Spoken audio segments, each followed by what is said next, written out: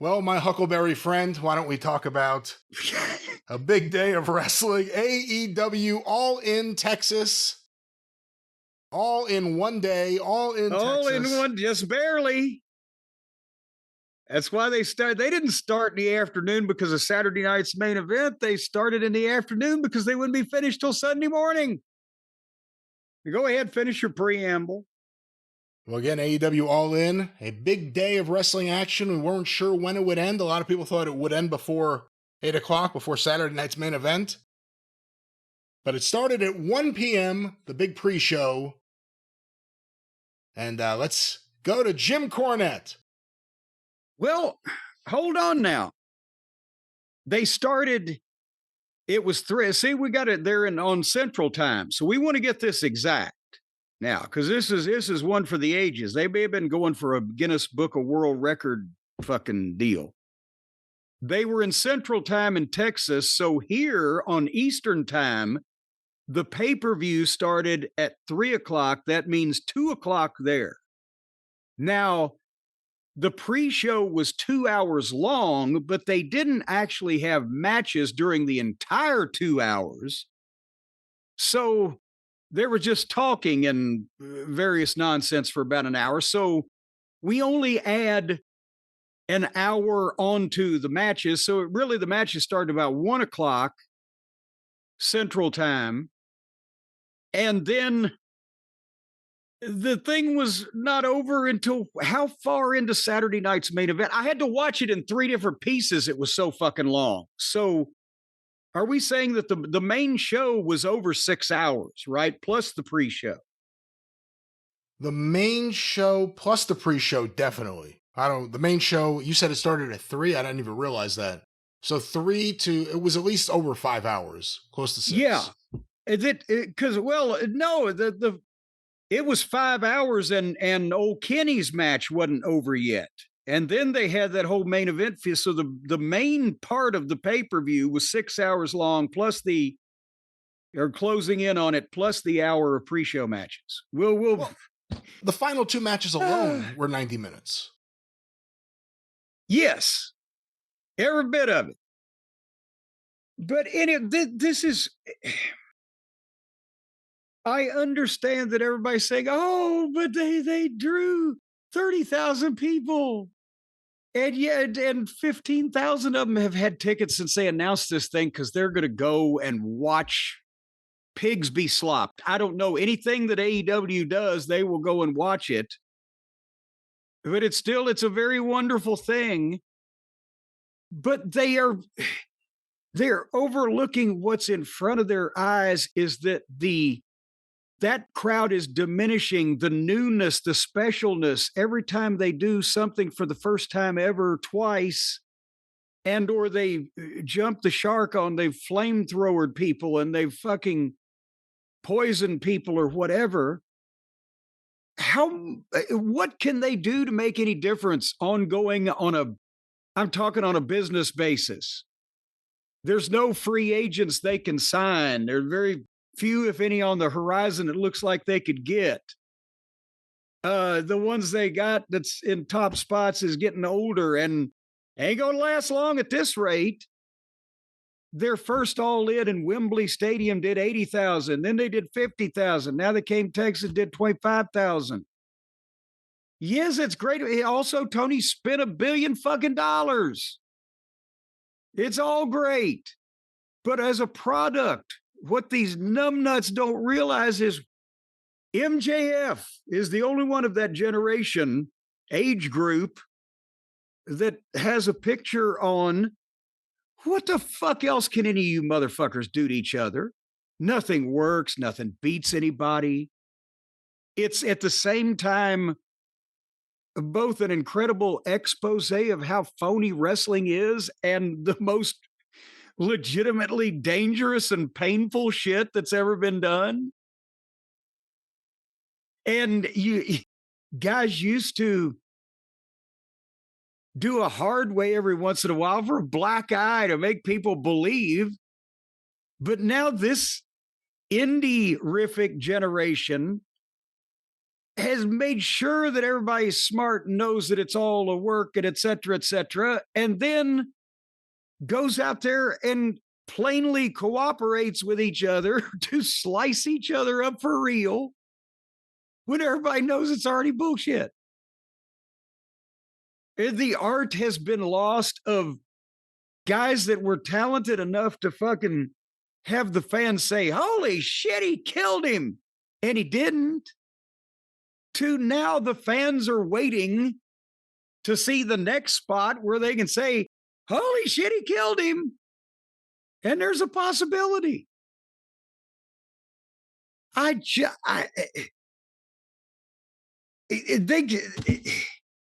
put the Von Erichs on the pre-show and didn't announce it until that day or the day before somebody showed up on the news. By the way, I'm just looking at my notes here, but more importantly than that, they started the show off with 2 8-man tags on the pre-show, along with 1, 2, 3, 4, 5, 6 corner people.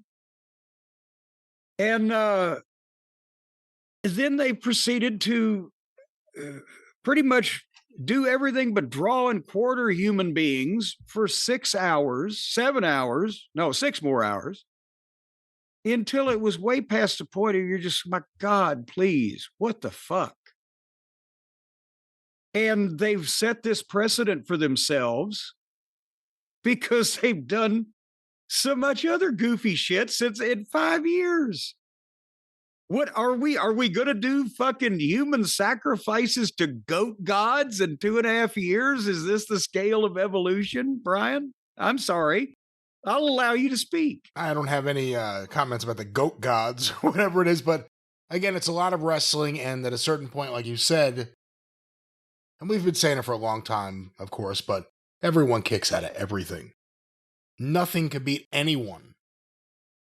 And, you know, when you're doing it just for big pops, where the big pops matter more than logic or storytelling, it's just about getting those big pops and getting those oohs when you pull something out, that defeats so much of the purpose.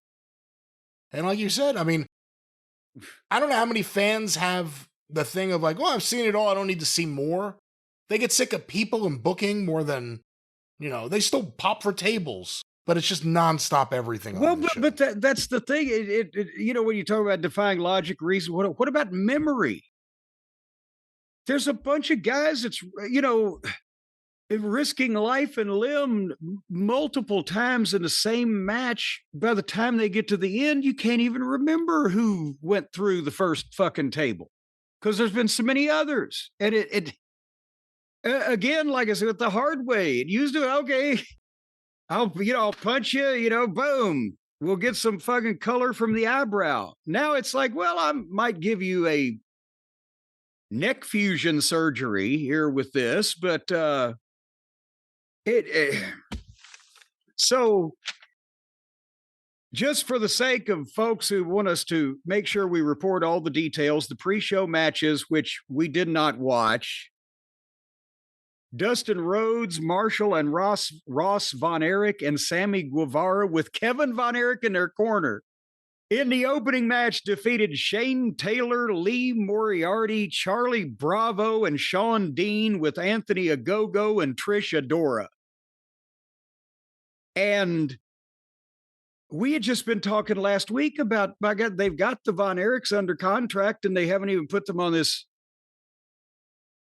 you know, Texas show in a stadium. And they added them the day before, right? Or maybe it was there all along. They just announced it. We didn't know about it. We were reading off their website. That's right. It wasn't on their website. Yeah, so it's not like it was our goddamn short. Well, we didn't know about it. No, didn't know about it because it wasn't on their fucking website. Through it like 4 days beforehand. Kevin Von Erich got a nice pop for beating up Anthony Ogogo, putting the claw on him. And the other thing was Dustin has, I guess I'm not sure, his sister's kids? They call themselves the Rhodes brothers? Yeah, his nephews they said, yes. And They were there. They were there too, because I was confused because I left the room and I came into the middle of the match and they said the Von Erichs are there. And I haven't seen the Von Erichs in a while, so I'm looking at the guys at ringside. I'm like, are those the Von Erichs? Who are those guys? I had no idea who anyone was. And then they're like, those are Dustin's nephews. Obviously, of course. But, I was going to say, again, the Von Erichs, I think it's more important to the people watching from everywhere else but Dallas at this point on an AEW show, because the Von Erichs, what percentage of, they said there were fans here that I've read in the opening, 29 countries and 50 states there were fans from. So 29 countries, all 50 states. Hey, how do they know that? I've always wondered that. Even when WWE says that, how do they know? Well, no, it actually, mail computer orders, computer or internet, you know what I'm saying.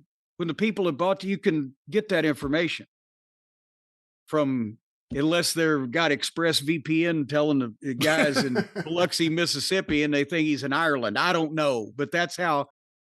You didn't used to be able to do that. Obviously, 40 years ago, at Texas Stadium, the biggest, the record-setting gate, Flair and Carey, 30 however many thousand people.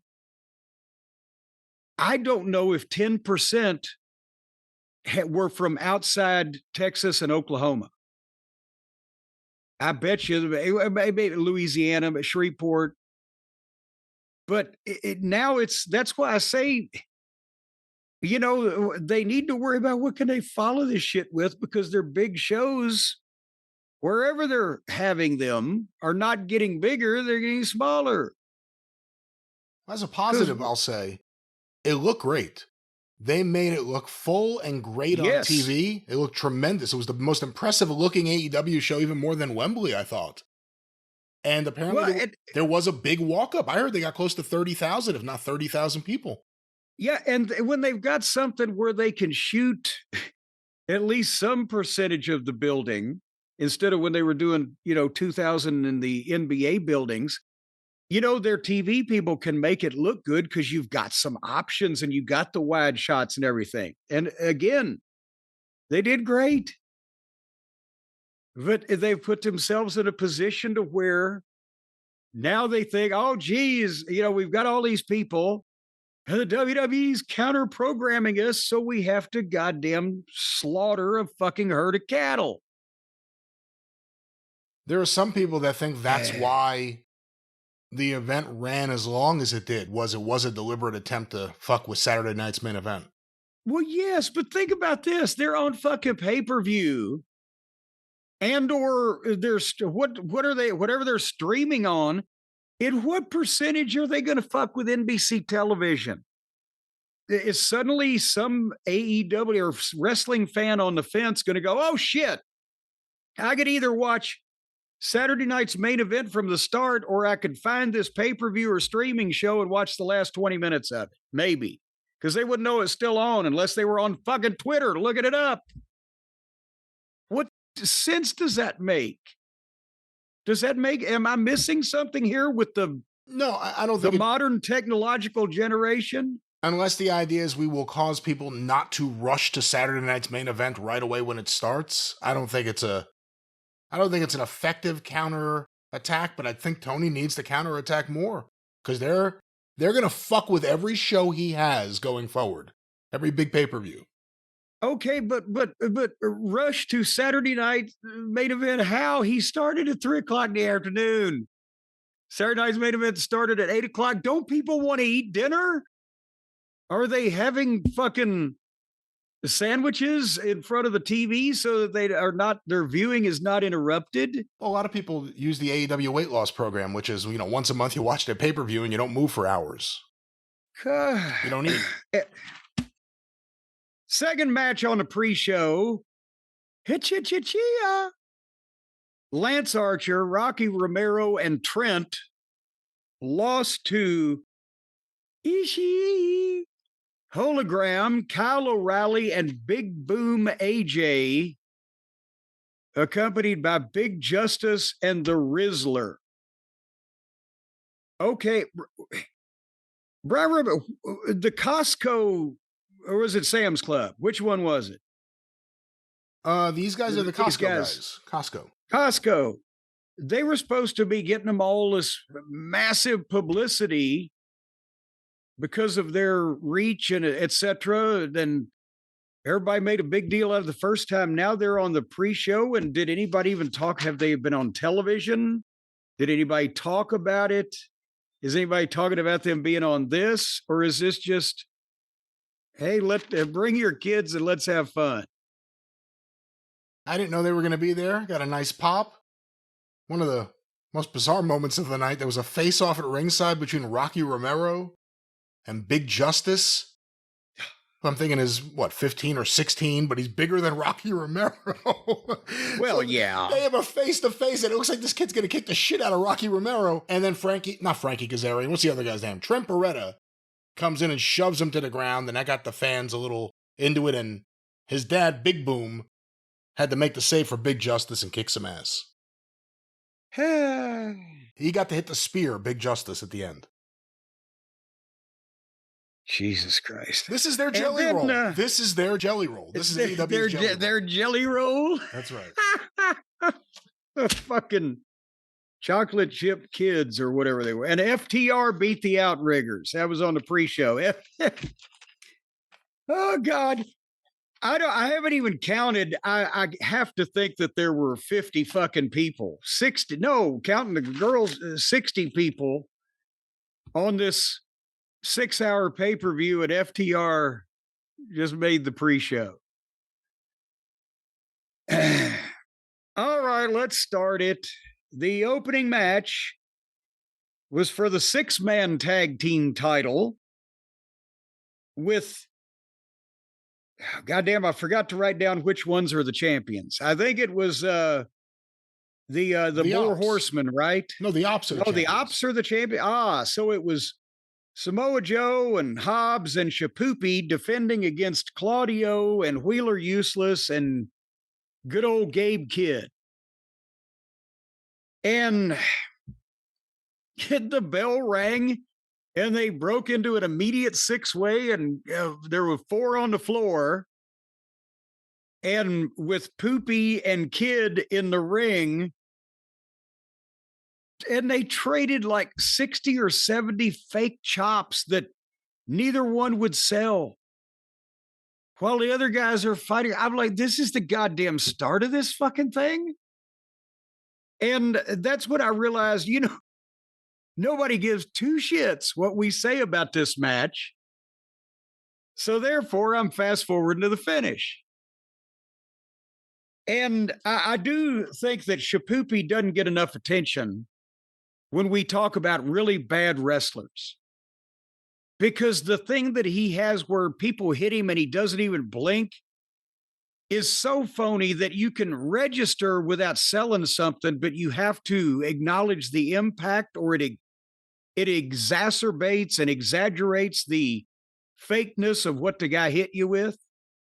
And he's real bad. So after about 15 minutes, the heels were beating on Joe in the ring 3-on-1, while Hobbs and Poopy, on the wide shots, you could see them kneeling at ringside watching them do it until their cue came for them to come in and help. And then Joe got old Wheeler up in a muscle buster 1, 2, 3. But then, of course, the heels got back on the baby faces because they can't help themselves.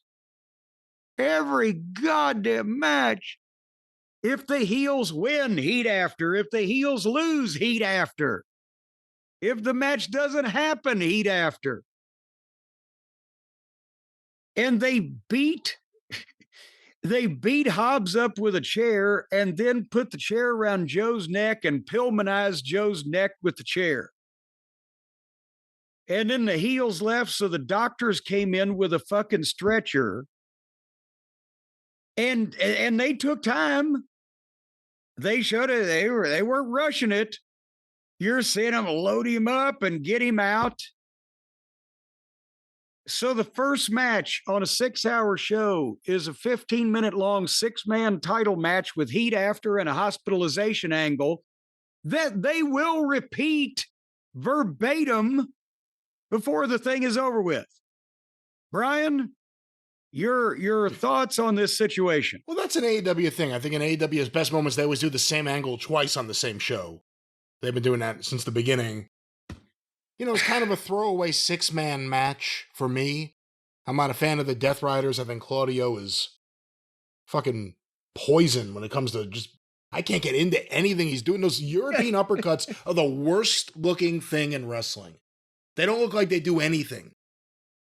And I won't even argue with you there, but no, I think there's a lot of phonier looking shit on this program. Claudio, it's like, I know it's like one of his main things. It looks awful. Every time he does it, it looks like, that's what imagine if Claudio just threw a fucking punch. It would actually look good compared to that. But now think about this. You're talking about a program where some of these guys, if they land something in the vicinity, so, you know, you got to don't deal in hyperbole, stick to accurate description. You know, I don't go care. Ahead. I don't care too much about the ops. Gabe Kidd's interesting. He's kind of like a Killer Cross off the gas. You know, he's got kind of like a little attitude. I'm not going to completely dismiss him. I wish he wasn't aligned with the fucking wrestling death that is the Death Riders. No one wants to see any of that shit. But I'm curious to see what they're going to do with him, if anything, or if this is just, you know, a temporary thing because he's going to be New Japan. But doesn't he just distract from Josh Alexander, who's like better?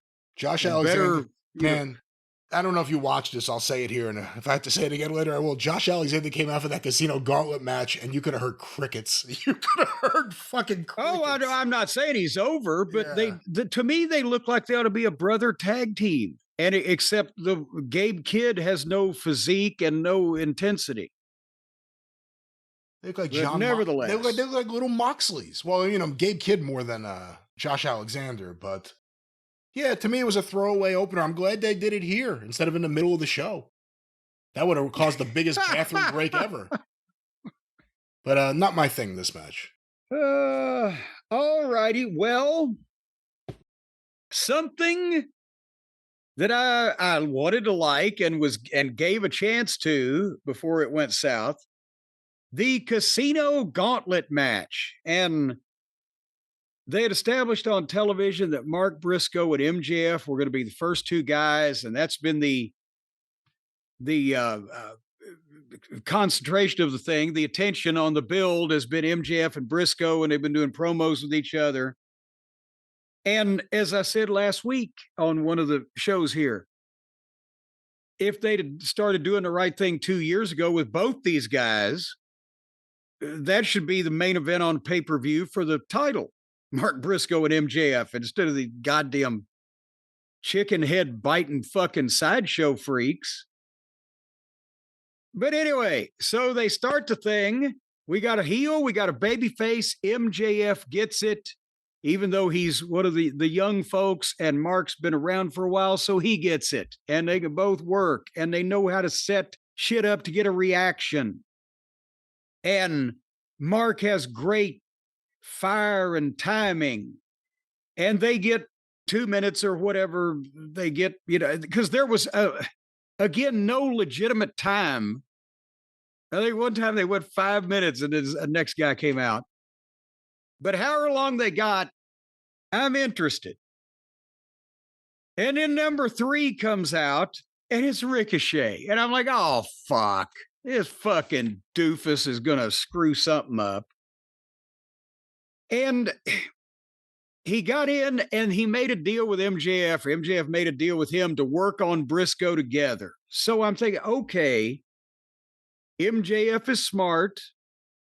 He's probably figured out a way where he's going to work together with the fucking, and they get the fucking baby face down, and then he'll powder out. And they kind of started doing that.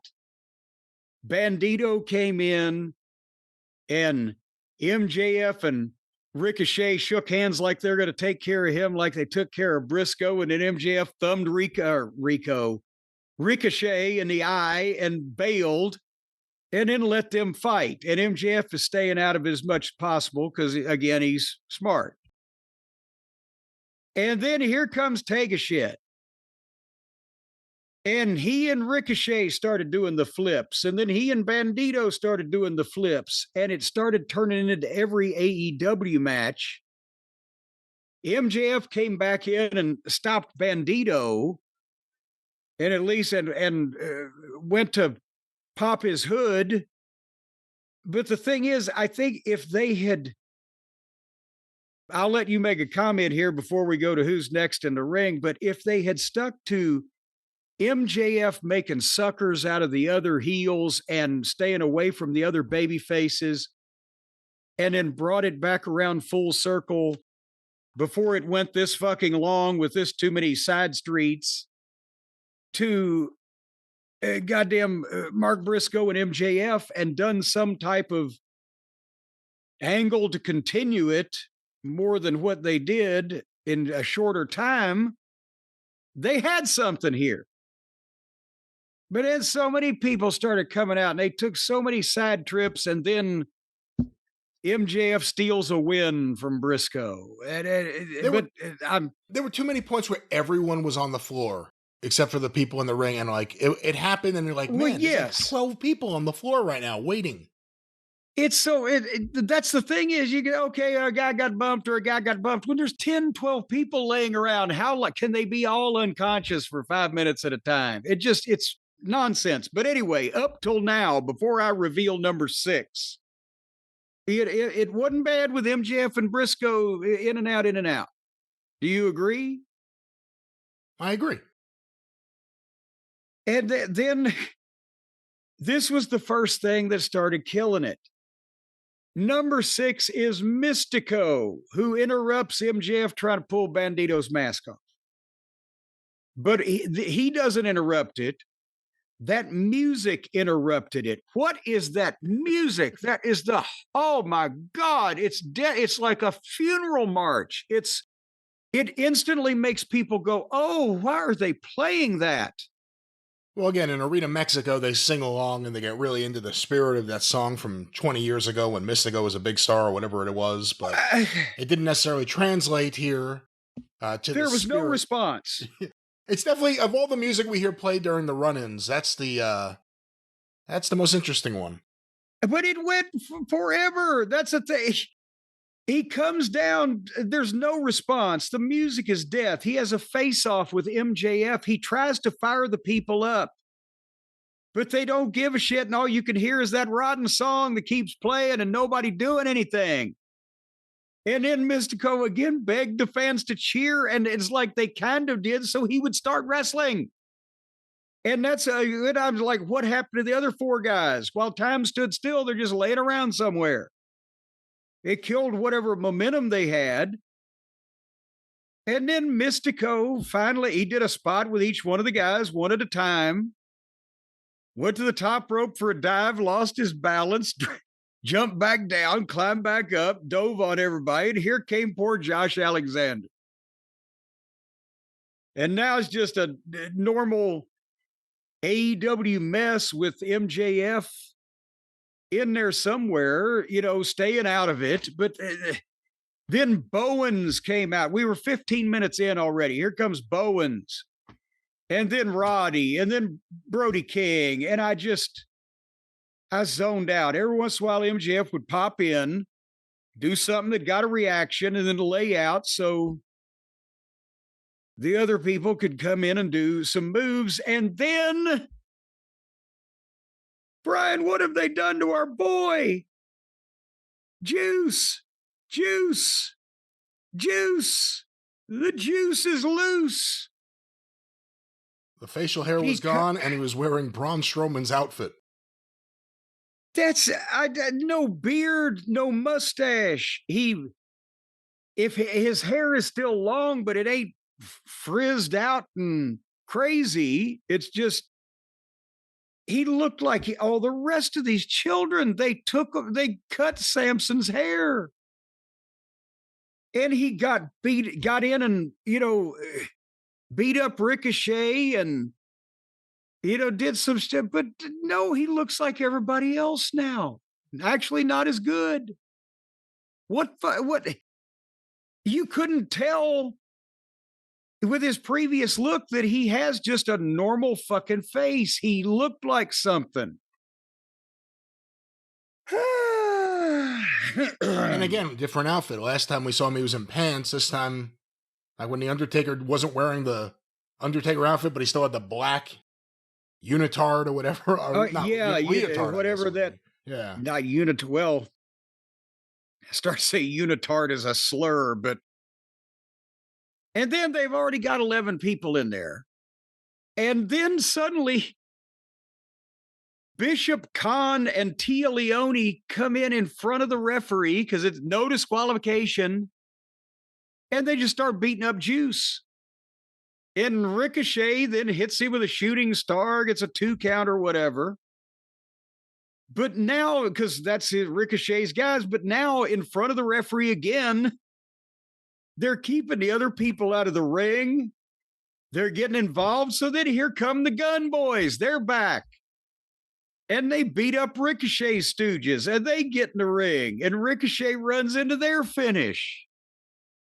And then all 4 of them roll out and fight off. And the match keeps going. And here comes Ibushi. And I'm like, they're ribbing us. And then here came Frank Mortis, number 13, Lucky 13. And I'm just tired of looking at it. And I don't know what went wrong here or what they were waiting for, but that's the point where it was 5 minutes before the next guy came in. And so they didn't do what they were supposed to do for a while, I guess. And then suddenly, boom, here comes Max Caster. And after this, they're out of the 30 minutes into this thing. And all this shit's going on. And then Caster comes out and does the promo while he's walking to the ring. And everything in the match is at a halt. You don't even see it because he's doing the promo and he's getting them to do his chant. And then as he gets to the apron, they bump him off the apron. And then Roderick and Mark Briscoe go back and forth. Mark hits the J Driller on Roddy, and MJF comes from behind and dumps Mark and covers Roddy 1, 2, 3.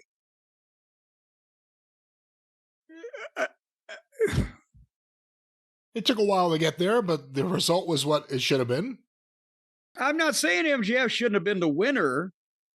And actually, the exchange between Roddy and Briscoe within MJF capitalizing, that little exchange ain't bad. But right after they've had Max Caster come out and bring everything to a goddamn screeching halt with his fucking lame-ass bullshit and make it funny, and then boom, boom, boom, and do the fucking finish.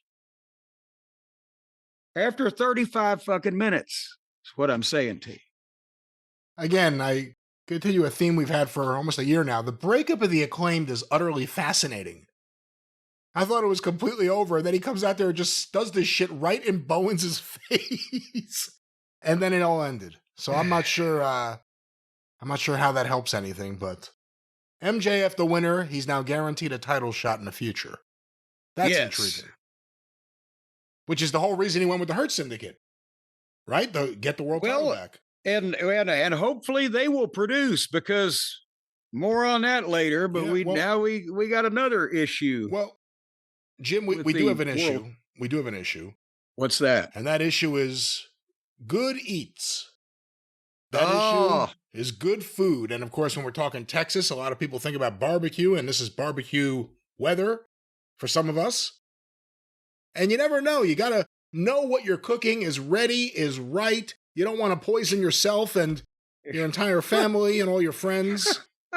And the temperature of the meat is important, but it's also a pain in the ass usually, or pain in the tuchus, I don't want to curse here, to have to monitor that. But now there's an easy way that we can introduce all of our friends listening to. That's right. You can hook us your tuchus up to our friends at Chef IQ Sense. or Chef IQ, who have the Chef IQ Sense product, the brilliantly simple cooking sensor that goes into whatever you're cooking. And they just came to us last week, Brian, and told us about this revolutionary product. And I got one, and of course, it talks to your phone. So instantly I scream, "Stacy!" I believe I told you this the other day. And she was overjoyed. Now, I've been using the same old rectal thermometer that my mom used on me when I was a kid on steaks and roasts and chicken and turduckens and things like that. Sometimes these cuts of meats, it's hard to find where the sphincter is to put that rectal thermometer in there. But so it's a wide range of whether you're overdone or underdone. But with Chef IQ Sense, then you just stick this sensor into the meat or the chicken or the fish or your mother-in-law, whatever you're sticking in the oven. And then it will call your phone, I guess. Is that the right terminology, Brian, that the young folks use? It will tell your phone when the meat's done. It'll speak to your phone. It'll speak it to your phone. And it'll say it's medium, or it's medium rare, or it's rare, or it's mooing, or whatever you want. Of course, Jim, it also tells your phone the temperature of the meat you're cooking. Suzanne is over the moon about this thing. She loves her Chef IQ and the Chef IQ. And it'll tell you if your cow was sick with mad cow disease. When stick the thermometer in the burger meat, it will tell you if it's got a temperature, it's got something contagious. That's not the way it works. It won't tell you, it won't surprise you either and say, hey, this hamburger actually finished third in Belmont.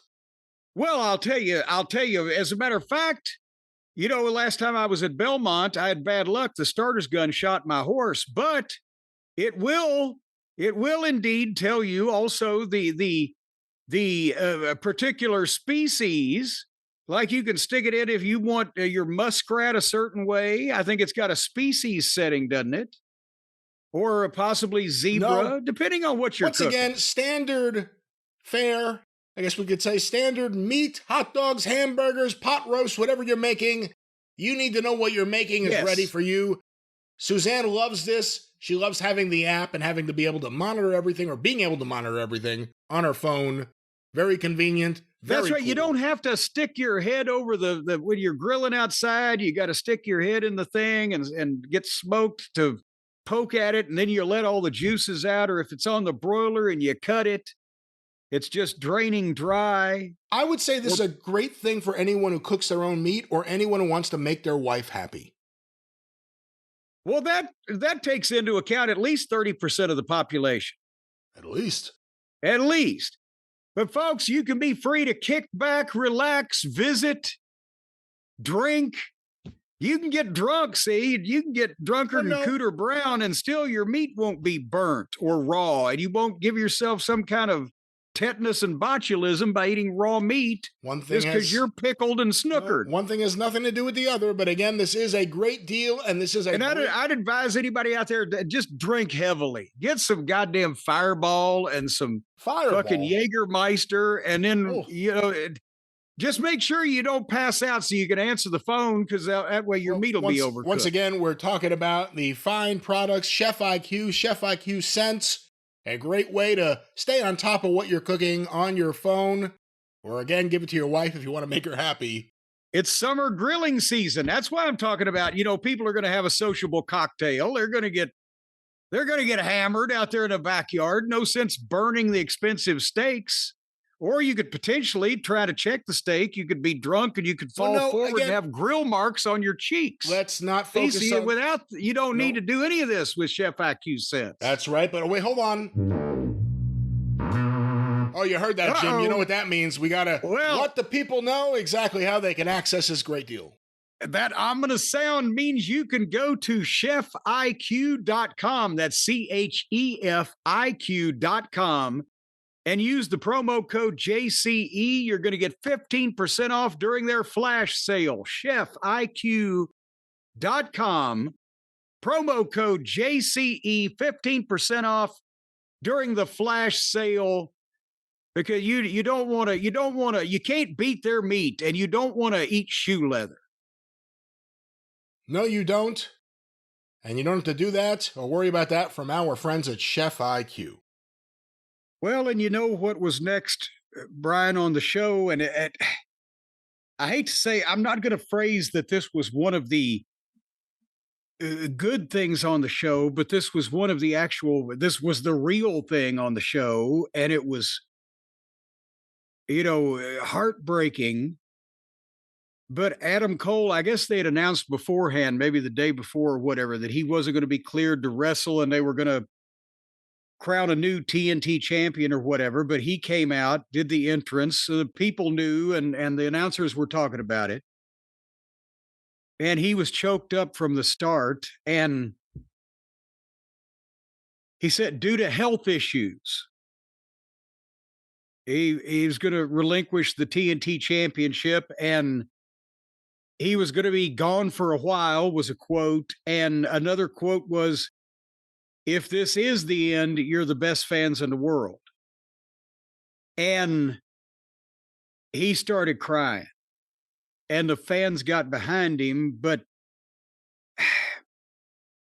as much as I have thought of Adam's talents and verbal skills over the years, this is in no way, I don't think he's a good enough actor to make any kind of an angle out of just a temporary situation. I'm trying to figure out how to say this right. It has to be serious, or he wouldn't have been able to be that choked up.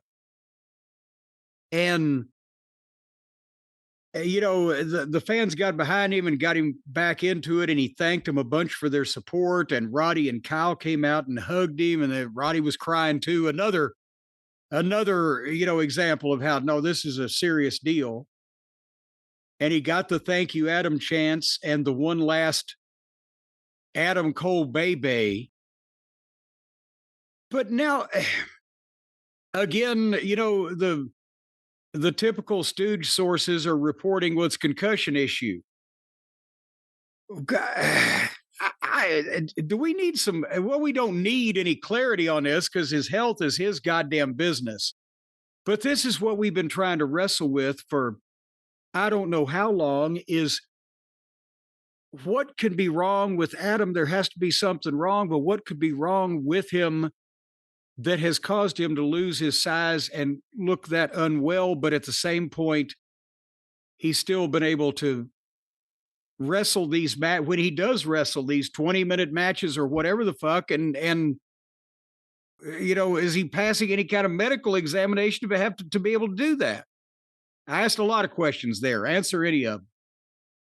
Well, at a minimum, we know he apparently was concussed again on a collision against Kyle Fletcher. I saw a video that purported to be the moment where he took a clothesline and he landed on his head. This comes off him having that apron spot a few weeks back, where he took the back of the apron just right on the back of his head. I mean, they're just the worst part of the apron on the worst part of the head. It looked really bad.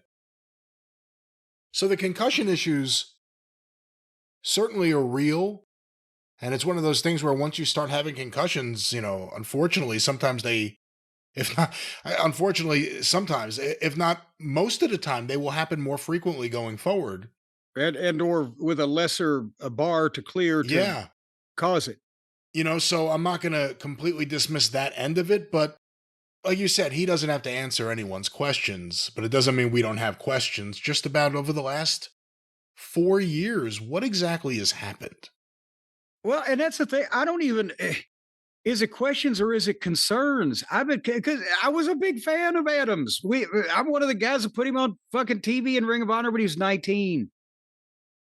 And even then, in the ring, he got the physical but the mental aspect of the business, selling as a babyface. His work looked good. He was in a lot better physical shape then than he is now, bigger, more, etc.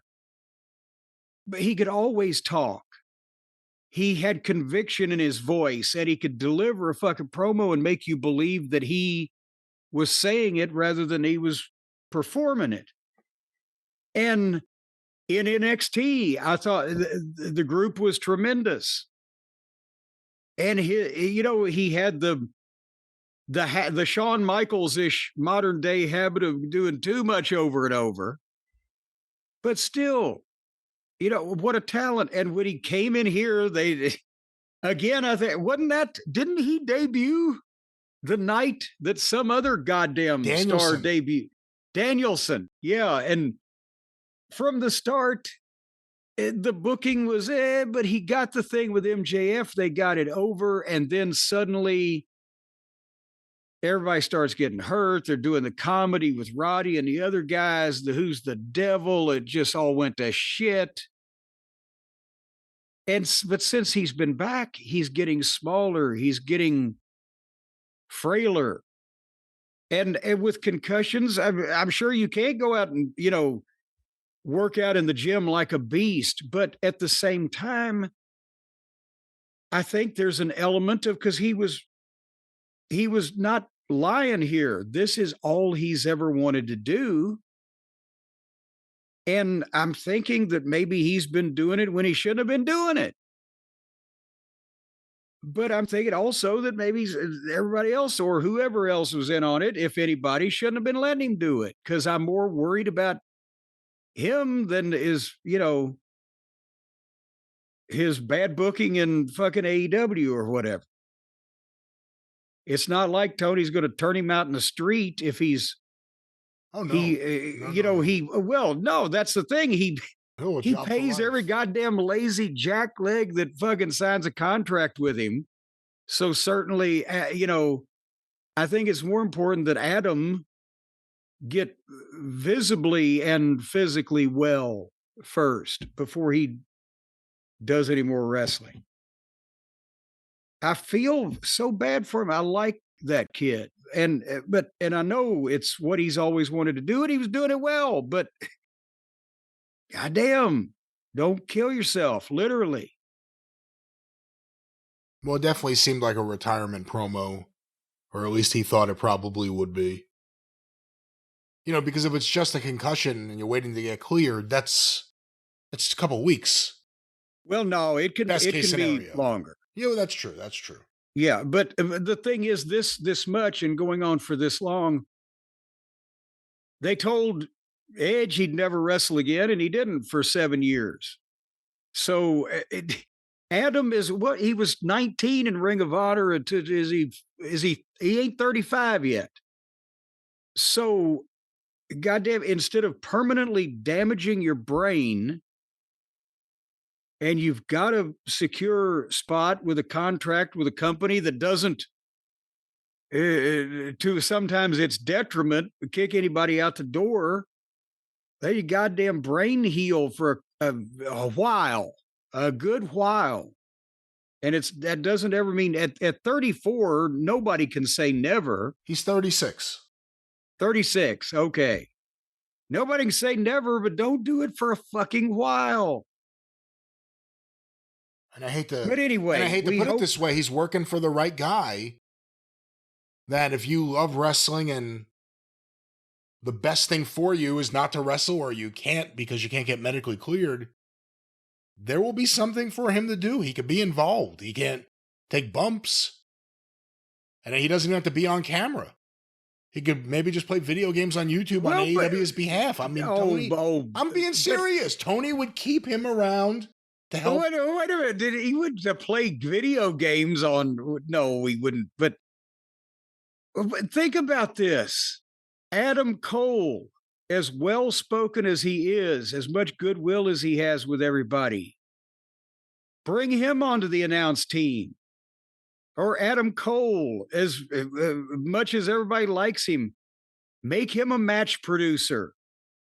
Goddamn, I'd rather have his fucking kicking out 18 super kicks than fucking Moxley and his fucking Nick Gage trash sideshow bullshit mentality. He can stay. And you know what they said in the WWF? Vince wanted to make him a manager. For Keith Lee. They do a lot of stringent medical testing. It just occurred to me, did they maybe see something? But But why you can't make him a heel now? You don't need a No. babyface manager, but as a member of the broadcast team, as a member of the production staff, as a guy to train at first by pointing instead of being a crash test dummy, a guy like Adam Cole is valuable because he's dedicated. But don't let him in the fucking ring for a while. Well, that was a very sad announcement. Obviously, it put the fans in the fans weren't expecting it. It was a very sudden thing. I mean, you say it happened before. It was literally right before the pay-per-view. They announced all of a sudden it was a 4-way, that he wasn't cleared. And then the story just kind of came together as it happened live. We went from that to a big 4-way for the now up for grabs TNT Championship, formerly held by Adam Cole. Well, and again, the only route we can possibly go to crown a new champion is let's have a 4-way. So it's no DQ, and everybody gets to do everything. And it was a real moment, and then we go back to the normal markishness, and Daniel Garcia came out and had a long hug with Adam on the stage there, and that was heart tugging.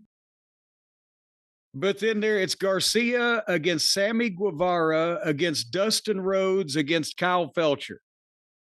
And Sammy and Dustin are partners in Ring of Honor. So Dustin, one of the guys that's going for the TNT title, comes out to the ring carrying 2 different belts.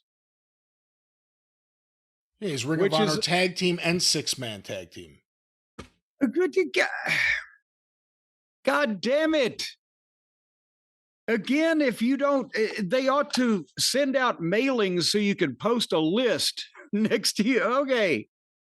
Who has the 20-something belts? What it 20-something that one of our readers figured up one time that they were administrating? That's right. In this company. And so the guy that's wanting to win the belt, he's coming out. He's already got 2 belts. It looks like a fan fest. Regardless, I'm not saying Dustin doesn't deserve to have a belt, but anybody with all these belts is just ridiculous. And the bell rang and it's a 4-way. So 15 minutes later, after they'd done everything they figured out they wanted to do, Garcia is in a ring with Dustin. They've wiped out Sammy and Kyle out, so they can go to the hiding place they have under the ring or whatever for talent to be out of the picture. And Garcia had the sharpshooter on Dustin for a while. And then I don't know if the idea was that Dustin was going to struggle and turn it, but it looked to me like that Garcia just stepped back over and then bent over, and Dustin small packaged him 1, 2, 3. So Dustin couldn't beat Sammy because they're partners in the other set of belts that he's got. And they didn't want to beat Kyle because he's a young fucking star. And kind of, if they're going to give everybody belts, he's the one that ought to have one, or one of the ones that ought to have one. But the 55-year-old guy beat Garcia, who's another babyface. But now he has 3 belts, and Garcia don't have any, and Kyle don't have any. So it seems unfair. Dustin was very emotional. In Texas. And in Texas. His nephews. Right there. And the Von Erichs. And the Von came Erichs. Out and hugged him and celebrated. Right. But I don't know. Maybe he's the new belt collector. I think a lot of this card was about trying to give their fans in that building just nothing but happy moments. And if you think about who went over in almost every scenario, that's what they did. They made their fans happy with who actually went over. Well, I guess that's something that you should do. But at the same time, I don't know that you should slaughter the entire talent roster and carry them all off in meat wagons to various body bag factories on the way to doing it. Seems like there'd be an easier way. Can we do this the easy way or the hard way? I'm not sure with Fletcher. That's 2 different times that Fletcher either hurt Adam Cole or something happened. Obviously, part of it's Adam Cole, but if you're Tony Khan, are you a little annoyed with Fletcher? Again, I'm looking at the field. If I was Tony Khan, I'd be annoyed at almost everybody on this fucking show. But I mean, seriously. So as I don't know who was the last one to take a fucking hammer to Adam Cole's head and give him brain damage. So I don't really know which one to direct my pith at, to be pithy with them. But when you look at Sammy has been, well, they just stuck him over in Ring of Honor so they can pay him because I guess he's just a dick that always keeps fucking up. And Garcia's just, Jesus Christ, it's like fucking oatmeal. No sugar, no nothing, just oatmeal. Dustin, it can work and has the last outlaw kind of old timer thing going for him. But if they're going to put Kyle in this match, he's the young proto star. He's got a physique. He's on the way up, allegedly.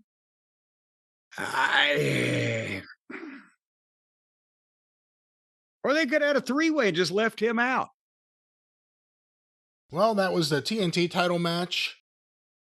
It looks like you skipped over the Garcia-Sammy dance contest, but what was next on the show, Jim? Well, next on the show was they had some great, big, elaborate staged entrances on this program, Brian. And again, I'm not poo-pooing the concept of grand entrances. They've been done many times in many ways. But remember when the entrances used to have something to actually do with the fucking person that was entering to the entrance? And it wasn't just a brief little vignette performance and then the same shit they normally do or whatever?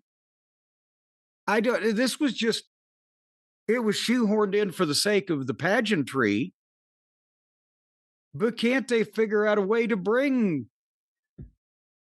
Stone Cold Steve Austin out at a goddamn beer truck or something to tie into the goddamn entrance? There's a bunch of ninjas with swords and they're on the stage and flipping and swinging swords.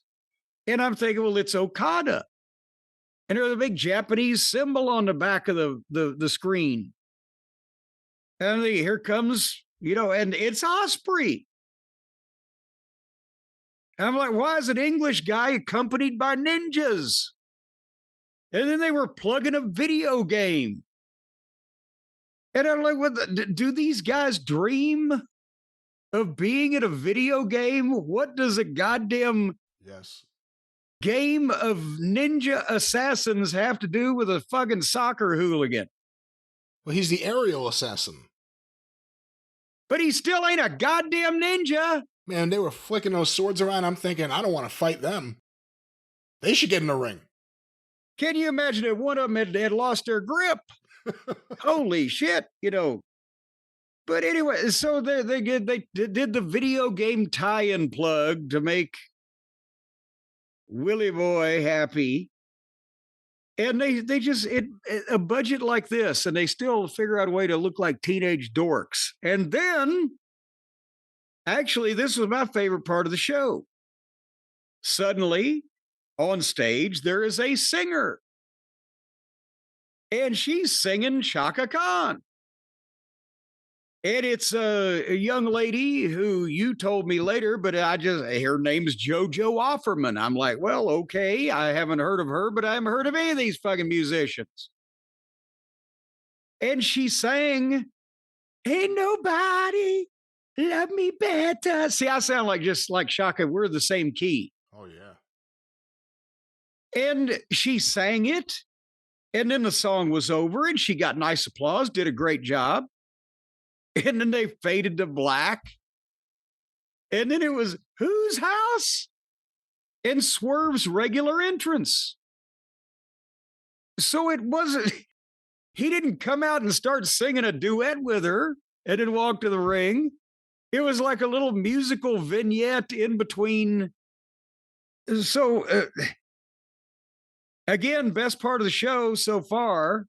But, and apparently, JoJo Offerman, you say, was married to Bray Wyatt. Why didn't we get talent like that in the Wyatt family instead of these fat indie guys? You know, obviously, it wasn't really referenced as to why she was singing that song about Swerve. Well, apparently ain't nobody loved me better, and not that there's anything wrong with that. But no, I don't know if there's any connect. But is it just because they wanted to get people in a nice little groove for Swerve? But why sing a really good song and then follow it up with that fucking awful goddamn rap shit he does? Well, this was definitely, I think this may have been the longest introductions for this match of all the introductions for the whole night. Well, we ain't got to long yet. Because then it was time for Swerve and Ospreay's opponents. And here come the Hardley Boys.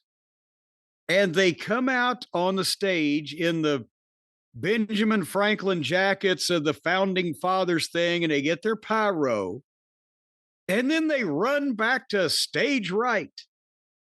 And you don't see them, and they're like, what the fuck? Where'd they go? And then they have a goddamn fake Revolutionary War era rowboat is on some kind of bracket on the edge of the building. There were riggers, and people spent money on this amateurish looking bullshit.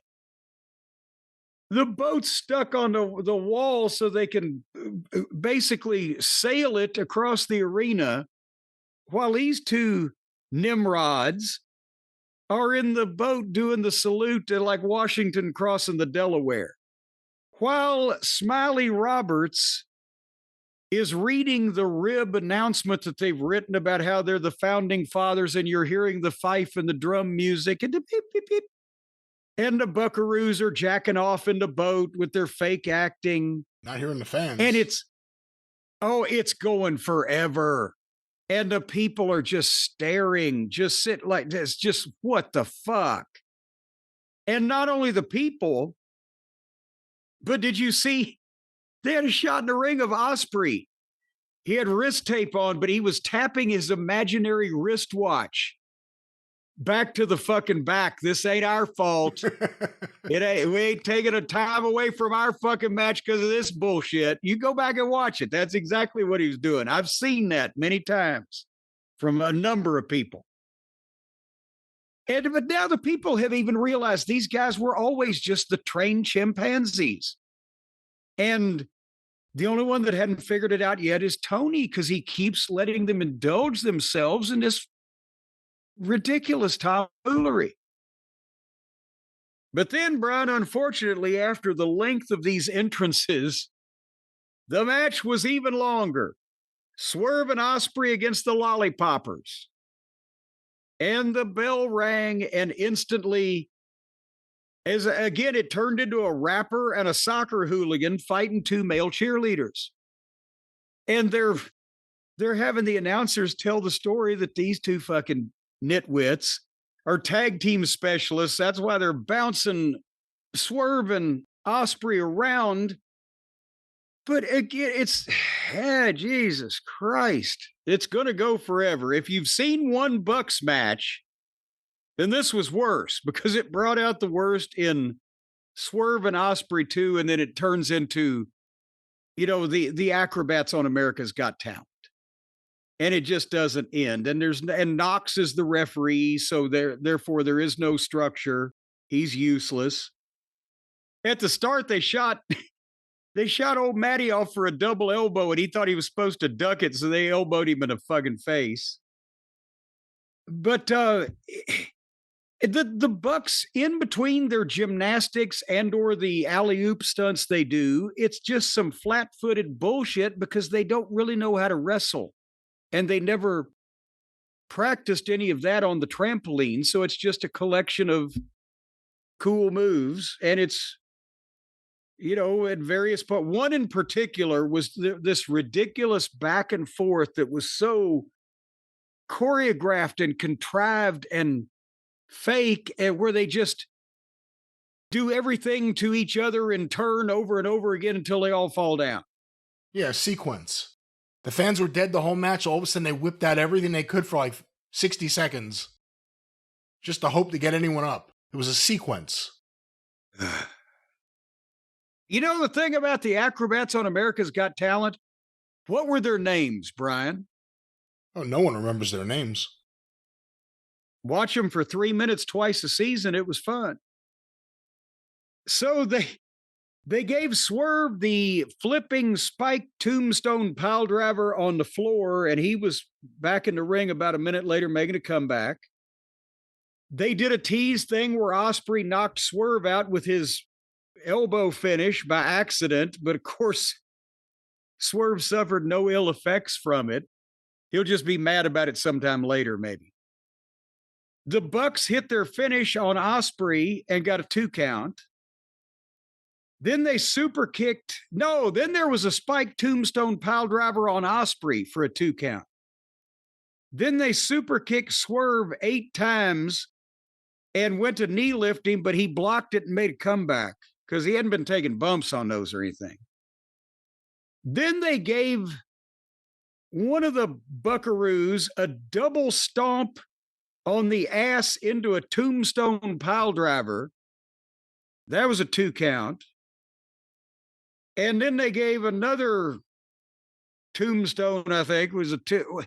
What is worse, that this is so obviously fake, or that the 2 top baby faces' best shit can't beat either one of these little pussies? Which do you think is worse? Remember, the Young Bucks are like the Road Warriors of a modern generation. That Matt Jackson's throwing clotheslines around like he's Hawk. So finally, they set it up where Swerve would run with the kick to the head and Ospreay would run with the elbow to the back or the head or whatever on one of the Buckaroos in the middle of the ring. Boom.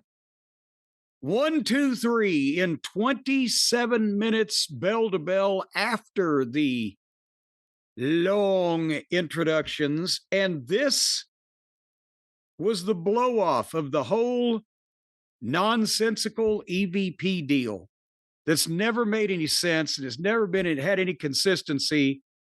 Is just now they decided to put it up so that they could have this stunt show match here on the stadium, when there's their 2 top baby faces, either Ospreay or Swerve, and they're in this with a tag team that nobody cares about anymore for something that never made any sense to begin with, just so they can play for 30 minutes and the Buckaroos can come in a flying boat. Yeah, the fans were dead for the Bucks coming out there. I was surprised how dead they were. And they were dead for a large portion of the match until it became do everything you can, kick out of everything, over and over and over. The pop it got, it wasn't just, yeah, the baby faces won, or, yeah, the heels lost. I think it was really, we're sick of this shit. Yes! Yes! And I think AEW, I think this night was about giving their fans the feeling that all the shit that you guys hate is coming to an end. Well, that's the one thing about it. There was more relief cheering from some of these results than it was, like you said, oh, Kerry won. No, it's like, oh, thank God we're rid of these fucking guys. More of that type of thing. But that was that match that was there. How far are we in? I can't remember. I think we're about 2.5 hours in by now. That would probably be a good time, Jim, to open up a store. We probably had enough time to come up with a concept. come up with a way to bankroll the whole thing and open up a store. And of course, the perfect partner for your online store are our friends at Shopify. Now, I'm going to tell you what, since this show started, Da Vinci had time to paint the Mona Lisa. But yes, for you budding entrepreneurs out there, if you've been sitting there thinking, God damn, I got to start a business so I don't have to deal with shit like this. The folks at Shopify can take your dream and not turn it into a nightmare, but turn it into a reality. Because Shopify is the commerce platform behind millions of businesses around the world. Shopify is behind 10% of all the e-commerce in the United States.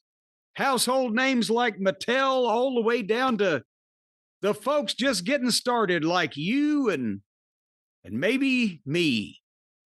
And all you got to do is go to Shopify.com right now and you can get started with your own design studio. AI tools that write product descriptions, page headlines, enhance your product photography. You can send the folks at Shopify a picture of your next door neighbor's wife, and they can enhance all the clothes off of her. That's not how it works. And send it back to you. That's not they're not going to send anything. Of course, we're talking about what they could do for you online. Everyone needs a strong online presence. Everyone's online store needs the right partner, the right boost to get the right sales. You can get those sales with Shopify. That's right. You can get the word out like you've got a marketing team behind you. They're going to send about 6 or 8 guys, and they're going to dress pretty rough, and they don't shave. And when you walk down the street, they're going to be behind you. That's your marketing team. And when you say, hey, buy some of this stuff from me, people are going to do it. No, that is not Shopify's marketing team. That is not their outreach. Ladies and gentlemen, they are there for you. They're for your business, more importantly. Oh, you're saying they're virtually there, so they'll intimidate people over the internet for you. There won't be intimidation. We are not assuring anyone or guaranteeing any intimidation. What we're saying is you will intimidate the competition. Yes. How strong your online presence will be for your and store. How easily you have created email and social media campaigns to find your customers courtesy of Shopify. They'll tweet people, they'll find their emails, they'll call them on the phone. Sometimes they knock on their door. They will find these people wherever they are.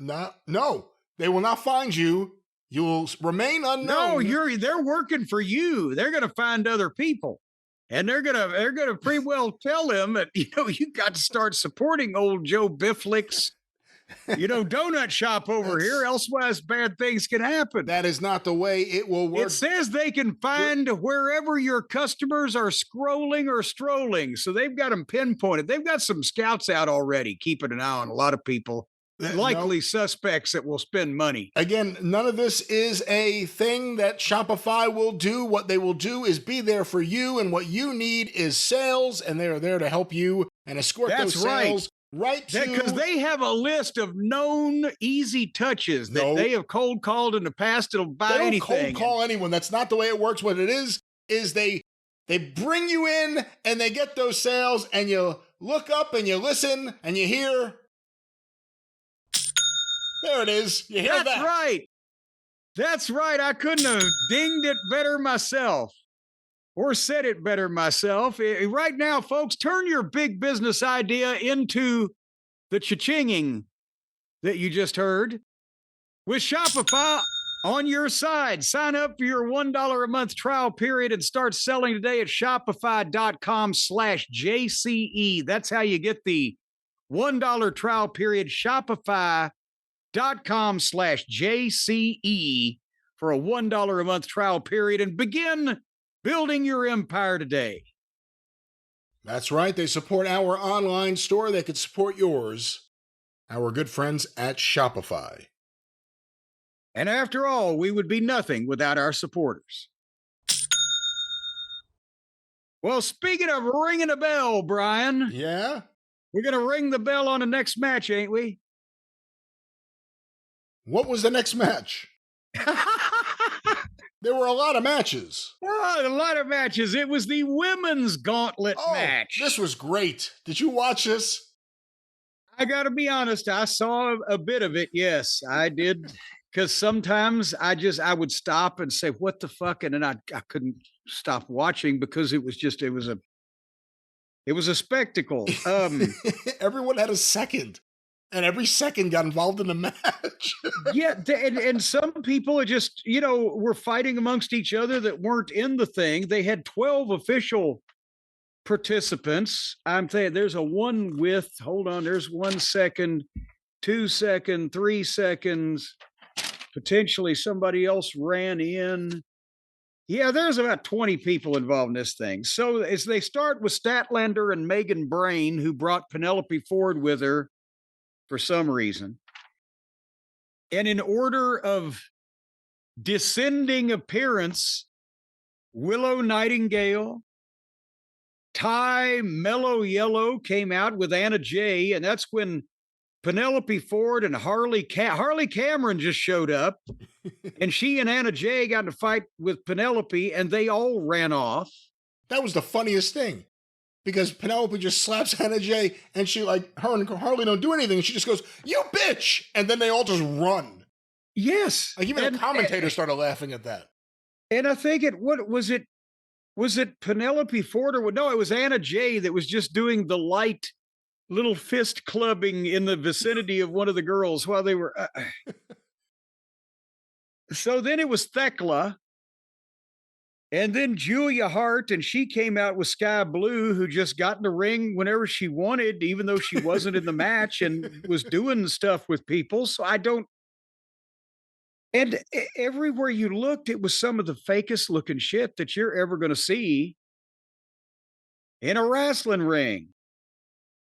Because it just, none of these young ladies are Mildred Burke to begin with. And then when you put them out there in a mess where they've rehearsed all of their spots, but now everybody has to remember spots with multiple people over a course of 30 minutes. And some of them you don't call Sunset Flip because they'll be lost in the weeds. So it's embarrassing to put them in this position.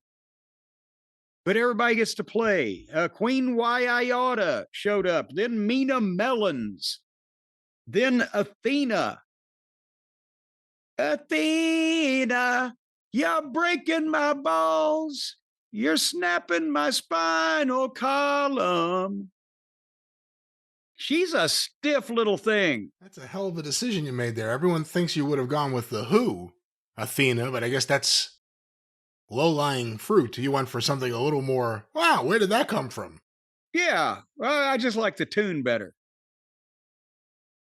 Thunder Rosa and the Thunder Rosa and the Lightning Strike. Oh, don't do that. I get nightmares of Horner on your show. Well, that's true. And then Sayuri. Syury. Sayuri? Help me. I couldn't understand the announcers. Sayuri, and she is, they really made it out like she was a big deal, and she ran in there, and she was really didn't do fired nothing. up. Yeah, she didn't do anything. Another outlaw Japanese girl. And then number 12 came at Alex Windsor. And I had seen the name Alex Windsor, thought it was a guy. And then I realized when you brought it up, we were off the air. I was thinking it was a guy because that was the name of the young English chap that was the pride of the Dory Funk and Dojo down in Ocala, Florida, like 25 years ago. It was the British kid named Adam Windsor. But it was Alex. It was Adam Windsor, wasn't it? Or was it Alex Windsor? Was it Adam or Alex? Dory's was Adam, and this is Alex. So I thought Alex was Adam's son or brother, but it's his daughter or sister. Well, you cleared that. Well, she's also Will Ospreay's significant other. So, I was going to say there appeared to be some nepotism involved some kind of way. So, in terms of his issues with flying back and forth, maybe this will make it a little easier now that Tony's hired his wife. Well, no, because now she's going to have to fly back over to England and nurse him back to health because he's been paralyzed. More on that later. As soon as they bring his wife over here, they kick him out of the country. He's got to be in a hospital for a few weeks or months or years, doesn't he?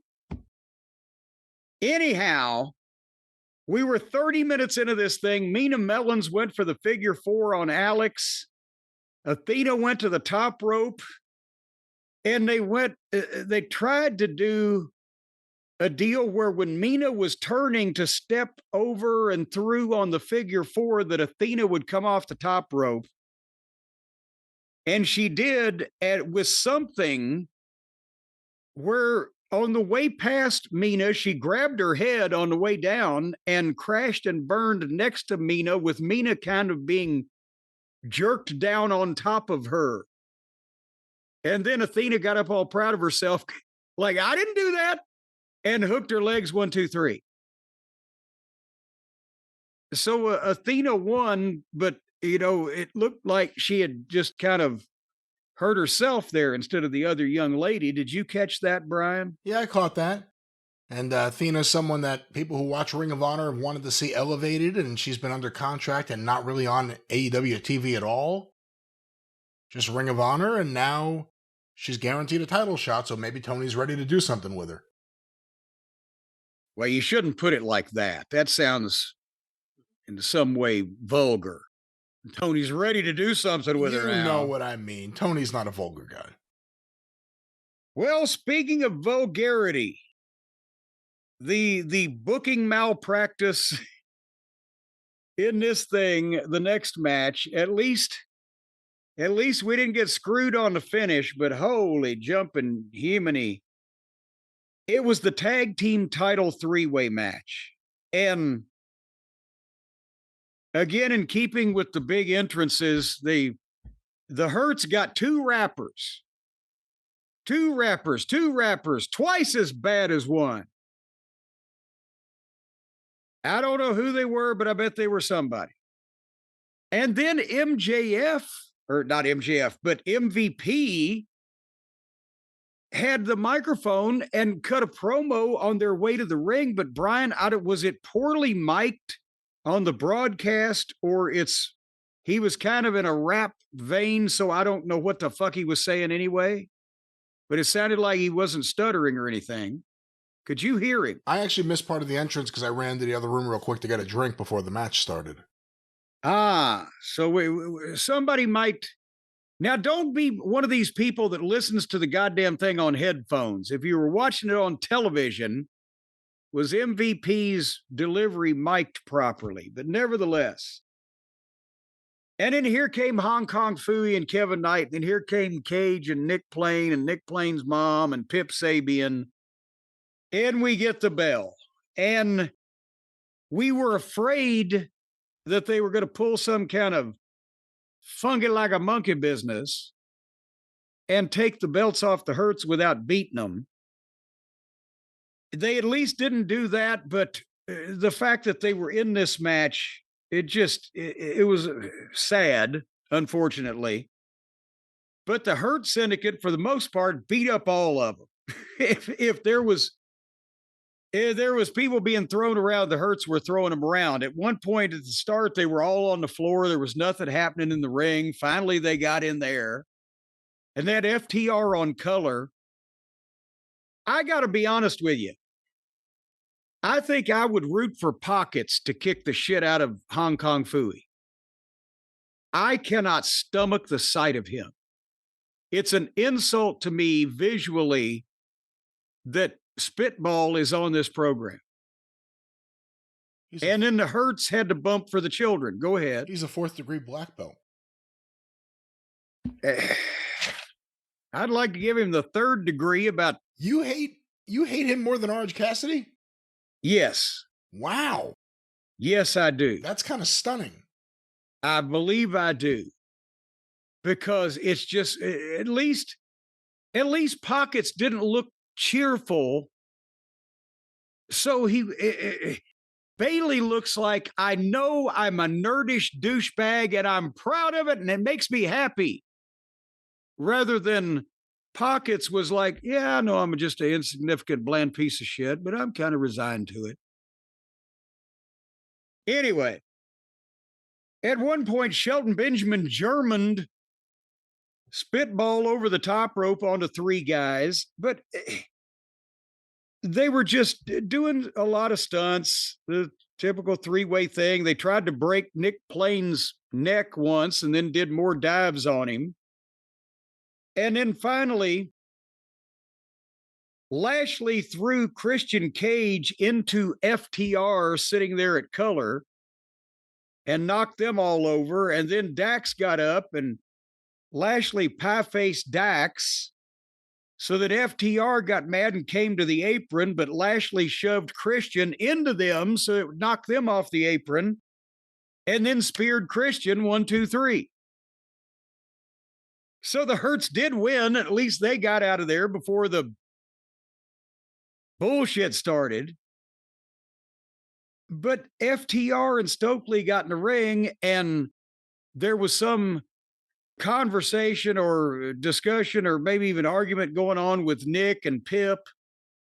But Cage got in between like he was going to calm it down and said, let's go to his guys.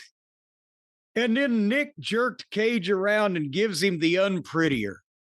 And Mama Wayne starts laughing. And FTR are shocked. And Mama slaps Christian. And they go to concerto him. And Brian, you're never going to guess whose music played. That's right. The former, what is he the former? He's formerly Adam Copeland and formerly Edge, and now he's just Cope. And he comes to the ring running down the ramp or down the alleyway with a barbed wire bat in his hand. Well, first he goes to both sides of the stage. While his music is playing, he goes to both sides of the stage. Then he walks down part of the ramp and he poses for his pyro. Well, goddamn, Jack the Ripper would have had time to fucking finish butchering Liz Stride in this amount of. And then he ran to the ring with the bat, but on the way he kicks Nick, he clotheslines Pip, he rolls in the ring and drops the bat so that he could hit the ropes and double spear FTR and then spear Pip. So why'd he bring the bat? And the heels leave and Edge. Well, I'm serious. What yeah, you're right. Goddamn, I could stop this horrible assault on my friend if only I didn't have my hands full with these guns. Oh, yeah, he had to do his pose. He had to run to both sides of the stage before he ran out. And then the heels left, and Edge helped Christian up and said, go find yourself. Instead of go fuck yourself. That was profound. But as I said, at least the Hurts got out of it before, the whole finish thing happened. But they've got a team that's over, and they're spending times doing angles between these children. And now, they got Edge and Cage reunited. I'd rather see Edge and Cage against the Hurts. But we're going to have them see against Pip and Nick. The fuck? You're going to see him against FTR. That's what you're going to see. We're going to see him against FTR. We're going to see him against Pip and Nick because they just did the goddamn deal. These two have turned on him after all this time. They're just going to forget about that. But I'm saying every tag team in the company, they put a big name team back together, and it's not to work with the World Tag Team Champions. Now we get to see the Christian journey of self-discovery as he finds himself so that he could team up again with Edge. Christian told me one time he found himself when he was 12 or 13 in his journey of self-discovery. And he'd never lost the way since. So, anyway, then, Mercedes Moon, a dozen cheerleaders with belts and pom-poms, preface her arrival where then she drives out in a car with a white fur jacket 25 feet long with the names of all the people that she's beaten on it. And then here comes Toni Storm's black and white entrance. And I know they love her. I was a fan until this whole thing just went completely off the fucking rails, and it's goddamn insane. And it's silly. You can't. Can you be an actual wrestling fan the way that we would term it, Brian? You and I, old enough to have actually seen real professional wrestling. I'm not talking about a modern fan. I'm talking about being an actual wrestling fan and not think this is the silliest bunch of bullshit you've ever seen. Just the whole goddamn spectacle of this. I think the Toni Storm stuff is too much. That's me personally. The AEW fans eat it up, but those are the ironic wrestling fans. They eat up Orange Cassidy. I think if you had presented this match with these two gimmicks in front of any territory crowd 40 years ago, they would have rioted and burned the ring down.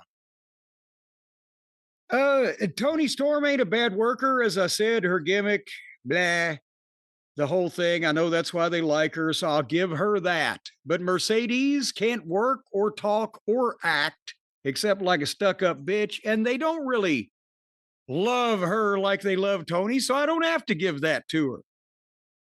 And the bell rang for this thing. We were 4 hours into this pay-per-view already, plus the pre-show. And now they're going to give these two a half an hour to, in some way, be able to claim to themselves that they had one of the great women's matches ever on pay-per-view. Which, again, is not exactly a bar that's high to fucking clear. And within a couple minutes, Mercedes powerbombed her on the floor. The girls are taking power bombs on the floor and going another 25 minutes. Multiple pile drivers. Toni Storm gave the ass in the face and then her pile driver. And within seconds, Mercedes is back up, getting her in tombstone position. But Toni reversed the tombstone and then bit Mercedes Monet's pussy. That was the first. It was an interesting counter, but at least she didn't drop her on her head. She just bit her pussy. See, we need to stay believable here. And then Mercedes rolled through with a leg lock after the pussy biting and the spot was forgotten. She reverses. That's another thing. They don't even know what they're doing when it gets over sometimes. She reverses the tombstone, does Toni, and has Mercedes up for it and clamps down on her pussy with the chompers, and the fans react. And instead of Mercedes screaming and struggling away and running and rubbing her butt on the fucking turnbuckle pad or whatever, she rolls through and gets a leg lock. Spot was forgotten, squashed the pop. Toni Storm pile drove her twice more. And she kicked at it too. So I zipped 3 more minutes ahead because I was, at this point, what the fuck? It's bullshit to begin with. Toni Storm finally gave this 125-pound girl with a neck maybe 8 inches around a leaping pile driver off the second turnbuckle to pin her 1, 2, 3 at the 25 fucking minute mark. I'm sure it was a wonderful match for all the people that like the contests involving the girls who are invulnerable and can't be defeated by any method known to modern science. Well, there it is. I don't have too much to add to that. Mercedes Moné and Toni Storm. And, yeah, I mean, there are people that... At least she did a job. She did a job on the biggest stage they have to their biggest female star. And we'll see what comes next. Maybe she needs to have a journey of rediscovery as well. I think they've discovered too much. I think they need to forget some shit. I think if they would forget half the shit that they do, then we might have something. Anyway, it was time for our double main event. And Another brief good point. They brought Jim Ross back to ringside. Bless him that he's better and he's beaten cancer. But he wanted to come back for this. He's just looking for attention.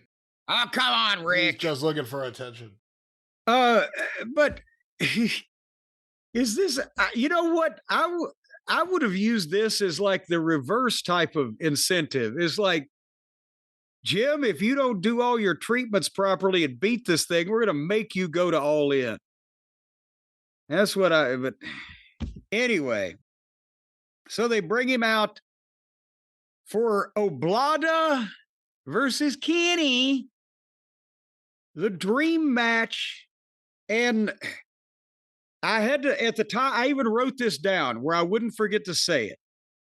At the top of the match, at the bell, whatever, for all that I've said about our friend old Harpo McFingerbang, Twinkle Toes, Kenny, whatever, I was rooting for him.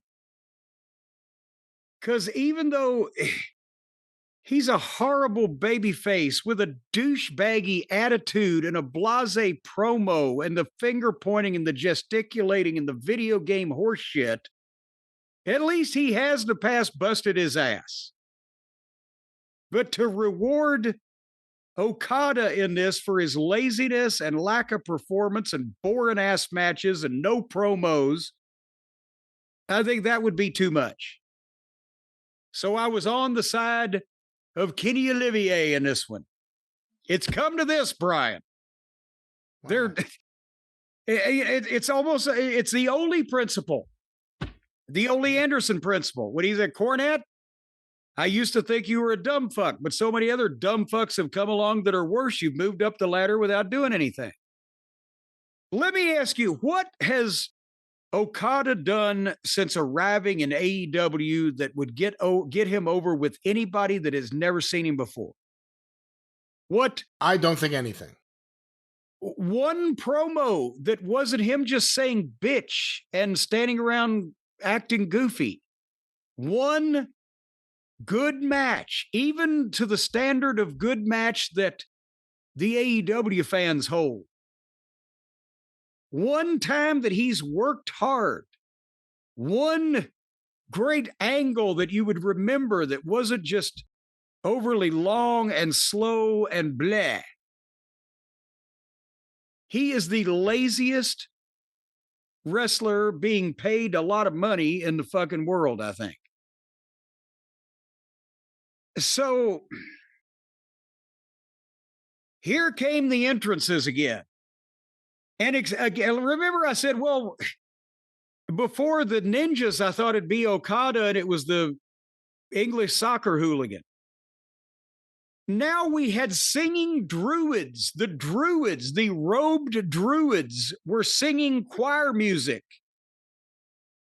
I'm telling you, we may not be too far away from that fucking goat sacrifice to the fucking goat gods. The druids sang choir music, and then they just stood there.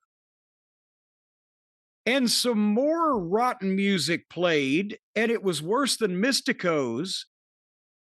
And it was a guy in a cowboy hat in front of the druids singing. And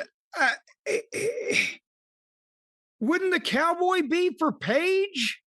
What has the cowboy got to do with fucking Kenny? And then Kenny was in another goofy looking outfit from some video game, and the cowboy sang some song that wasn't country, but isn't going to chart on any genre chart soon, with the druids singing backup. The world's first druid backup band.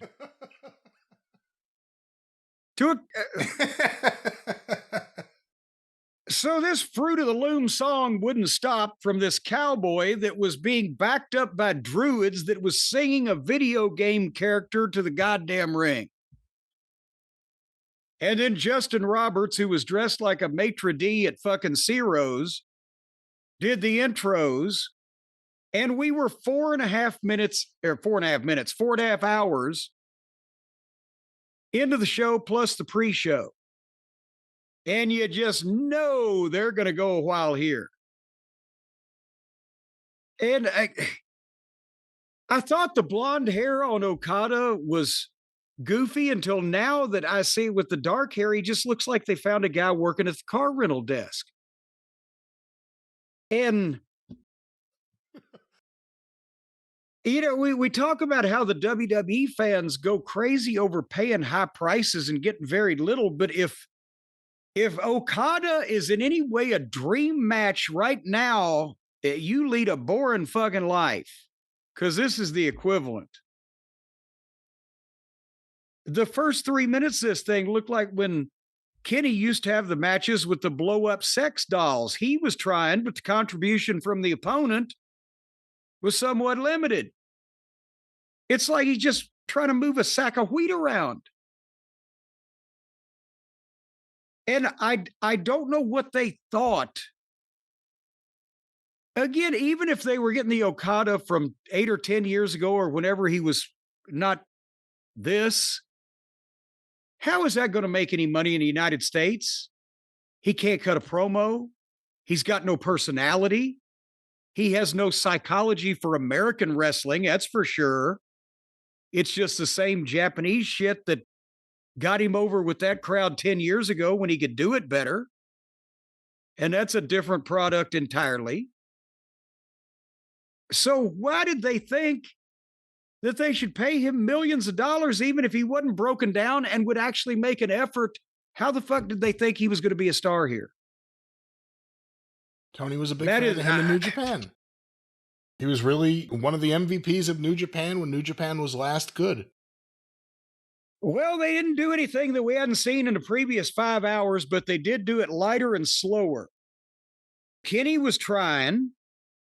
There's no grudge here. There's no personal issue. I know that, again, the tiny subsection of Japanese, but well, the personal issue is they had the tournament matches and the blah, blah, blah, blah, blah. No, I mean, on this American television, they have no personal issue that they came out and stole something or fucked each other out of something and did some believable promos indicating that they were going to do something about it by beating the shit out of the other one.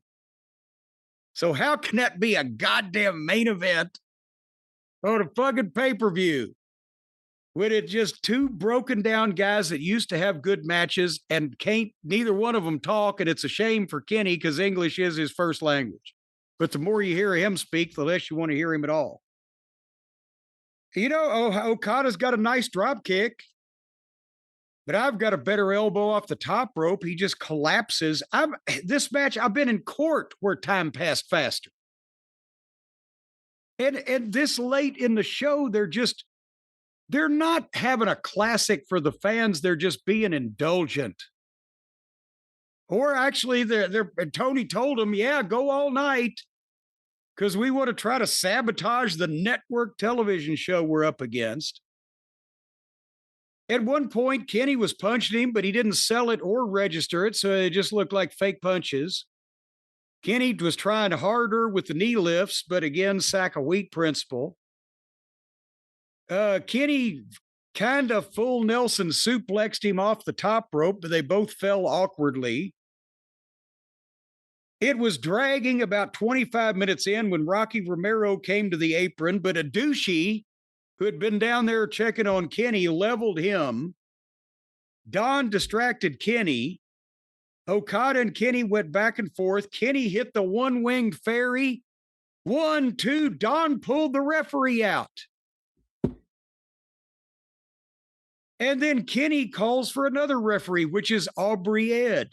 I don't remember what happened to the first referee. Then Kenny missed a knee lift and Okada slipped out of the one-winged fairy and hit him with a clothesline and got a 2 count. And then they stood up and at the 30-minute mark started trading fake forearms.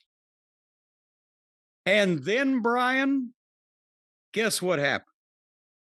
What happened? My DVR froze. Oh, that's where it froze. Interesting. That is where it froze. That's where it froze because I bought the pay-per-view. and then recorded that along with the countdown. I record the countdowns in case anybody is, assassinated or publicly set on fire. And they had the countdown shows listed from 1 to 3, and the pay-per-view window was from 3 to 8 o'clock, 5 hours. And they were at 5 hours. They hadn't even got to the main event yet. And that's why I said earlier in the program, you used to have to not only pay per hour of satellite time, and I know there's no budget here, so there's no problem. There's no problem with money, but you had to arrange it ahead of time. In the early days of pay-per-view, our absolute hard out, again in the WWF 90s, was 5 minutes before the top of the hour. So you had a 2-hour, 55-minute show because they needed 5 minutes to re-rack the replay. And there was chaos going on and a lot of consternation if you were butting up close to that deadline because it was going to fuck shit up. Well, now, okay, again, even if they wanted to pay for all the satellite time, there's a schedule on the pay-per-view channel. And if they go over their window, you said yours records that and the replay. So you've got like a 10-hour block or whatever. 12 hours from 1 to 12-hour block. Okay. If they went over 6 hours, so then the replay would start late and be that long. So you're running, even if it's a different cable system, this is causing an issue. And I'm not the only person that bought a pay-per-view from AEW on Spectrum Cable, I would imagine. And I'm probably not the only person that wanted to DVR it. So it's not like I'm making this up. It was just me. That's what their schedule had. So, so anyway, I had to, through nefarious means, I watched this thing on like 3 different platforms now. I had to get the last hour, whatever, of this show from a different source and go back and pick up from where I left off. But how is it?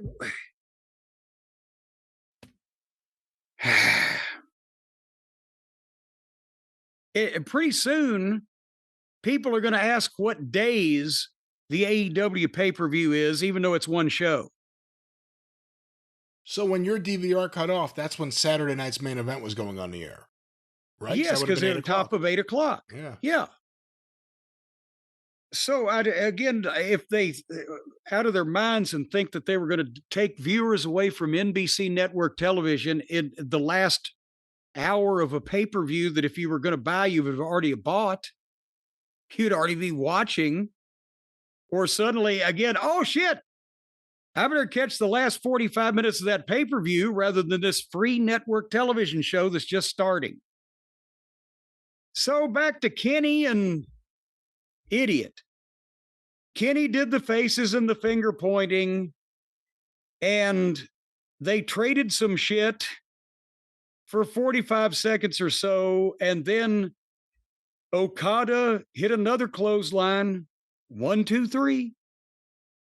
The boring heel who doesn't speak English and is the laziest wrestler in the world beat the douchey top babyface clean in the middle without cheating.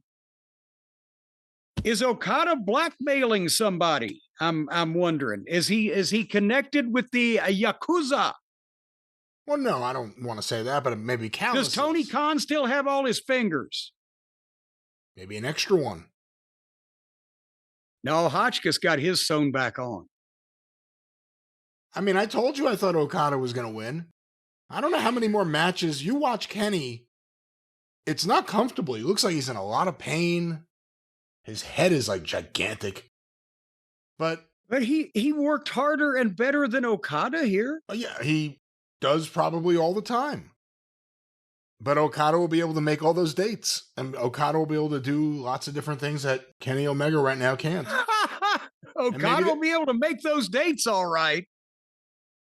He'll show up. You might have to hold a mirror in front of his mouth to see if he's breathing, but he'll show up.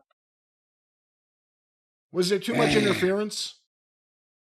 Well, all this show has been is interference. People just run out and get in fights in the middle of matches and bring everything to a halt. They're not even involved in the match, and then off they go. And I'm not saying that there should have been 25 people involved in this thing too, but Okada doesn't know how to be a heel. He just does shit the same as Kenny does shit. There's no Kenny just got beat here, which to them and their, again, indie wrestling mindset and Japanese mindset is a good thing. Oh, he was the better man on that night. No, if there's no fucking heat, there's no personal issues, there's no goddamn wrestling. I'm sick and tired of this homogenized indie bullshit that they keep vomiting up at us. And speaking of which, are you ready, Brian? It's time for the main event. The main event? Glad that you're sick of indie wrestling stuff, because this is a serious main event for the AEW World Championship. Texas Death Rules. Oh, so now, remember we had the guy in the cowboy hat that was playing some, I don't know, fucking goofy music for Kenny or whatever. But now on the stage, we have a guitarist and a whistling woman trying to replicate the best of Ennio Morricone live. And I don't know if any of it was good, but some of it was bad and a bit of it was ugly. And we see the video of Paige walking around a empty cattle farm of some description to indicate that he's a cowboy, while this, again, the spaghetti western classic music plays in the background. He's as much of a cowboy as I am an astronaut from NASA. I love orbiting the Earth. Ground control to Major Jim. Can you see Stan Hansen making an entrance to a guitar and a whistling woman? Well, they had some intricate entrances in Japan, maybe not all Japan, but nothing like this, no. No, and Stan Hansen wasn't a cowboy from Virginia. Well, no, and actually that's, again, a cowboy from Virginia is sort of like a low-fat Twinkie. But Sockface on the commentary was doing the voiceover that he had carefully written, describing the hangnail there, Adam Page, and basically he made him the only politically correct cowboy ever in wrestling. And who's the guy that's saying that Page is just a star that would have been a star in any era in the 70s, the 80s, and the territories? I saw that. That tweet. He's goddamn what Magnum TA would have been. Who is this fucking clown? Yeah, so it was some guy apparently who I saw in his bio. It says he's on SNY. I've never seen him, but apparently he does some wrestling podcasts here and there. What is SNY? The Mets Network. Oh, good Lord. But I don't know, but that tweet went around everywhere. The guy to Triple H Thoughts tweeted, yeah, sure.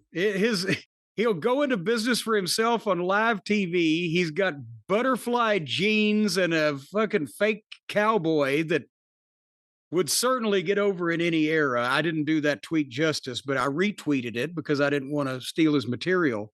But what kind of delusional fuckwit is this guy that who was it called Page? Hangman Page? It was more like Magnum LGBTA.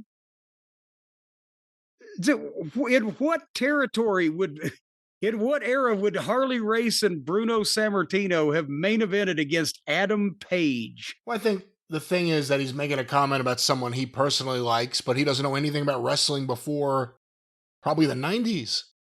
So he's saying, this guy could have fit into anywhere in the 70s. What the fuck does this guy know? If you're saying that, you don't know anything. The 16-year-old male fans would have kicked the shit out of Adam Page in the 70s. Especially take him to the Nashville Fairgrounds. Or anywhere in Louisiana for that matter. Anyway, so here comes the cowboy, and then Moxley and his goofs come out in the beat up pickup truck. That Page should have driven out in a beat up pickup truck. What? I don't know. They're just, ugh. So the match starts and it's a Texas death match. And it's for the AEW title and it's Dick the Boozer versus Hangnail Page. And they start the contest somewhere around 5 hours and 15 or 20 minutes, I believe, into this thing, plus the pre-show. And they started off by trading forearms. And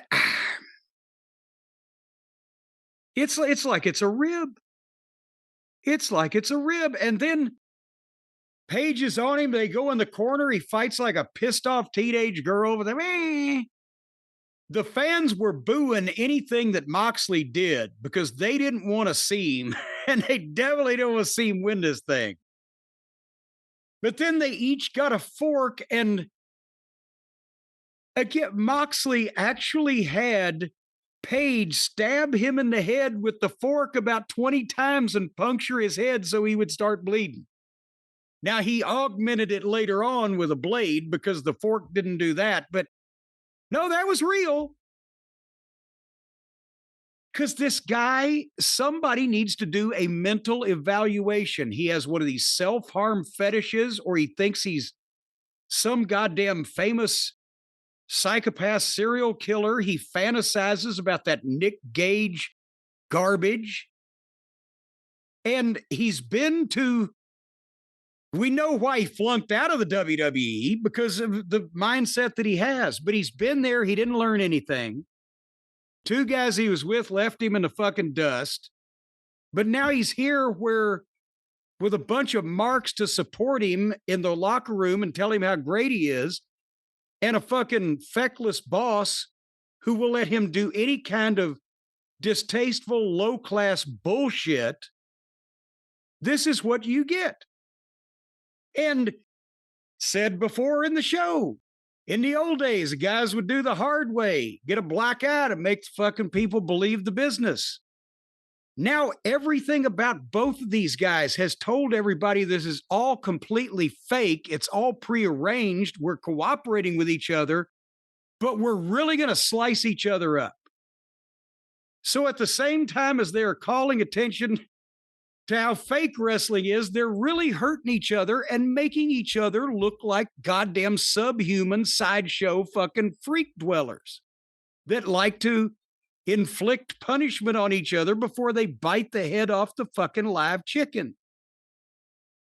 In this day and age, I didn't think it was possible to make wrestlers and wrestling look stupider, sillier, trashier, more low class, vulgar, disgusting, and not for major league sponsorship. But they do it. So then, and Page got his juice the normal way, at least from his head. Later on, he'd be rolling around in broken glass, but at least even he's smarter than the freak show fellow, and he's an empty-headed dipshit. Moxley got a barbed wire chair, but he didn't hit Page with it. He put it down on the ground, picked Page up, and slammed him on it.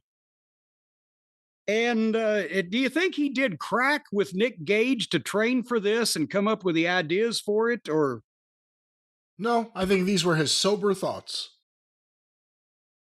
So Moxley then left the ring and his opponent so that he and Marina Shafir could set up a table and then milk that he would throw Page off the top through it, but they didn't because that trick comes later. And then Moxley asked Shafir for a bucket of broken glass. And I wrote, I never thought I'd see people that made the Sheik and Abdullah look like athletes with good taste. And by the way, may I remind everybody, when the Sheik and Abdullah did this shit, it lasted 5 to 7 minutes. And you never saw anything like it before, and you didn't see anything for a long time afterwards like it. And then Moxley drug Page through the broken glass, and now the ring was trashed, and they couldn't work it. Well, they did work in it anyway, because they take bumps in broken glass.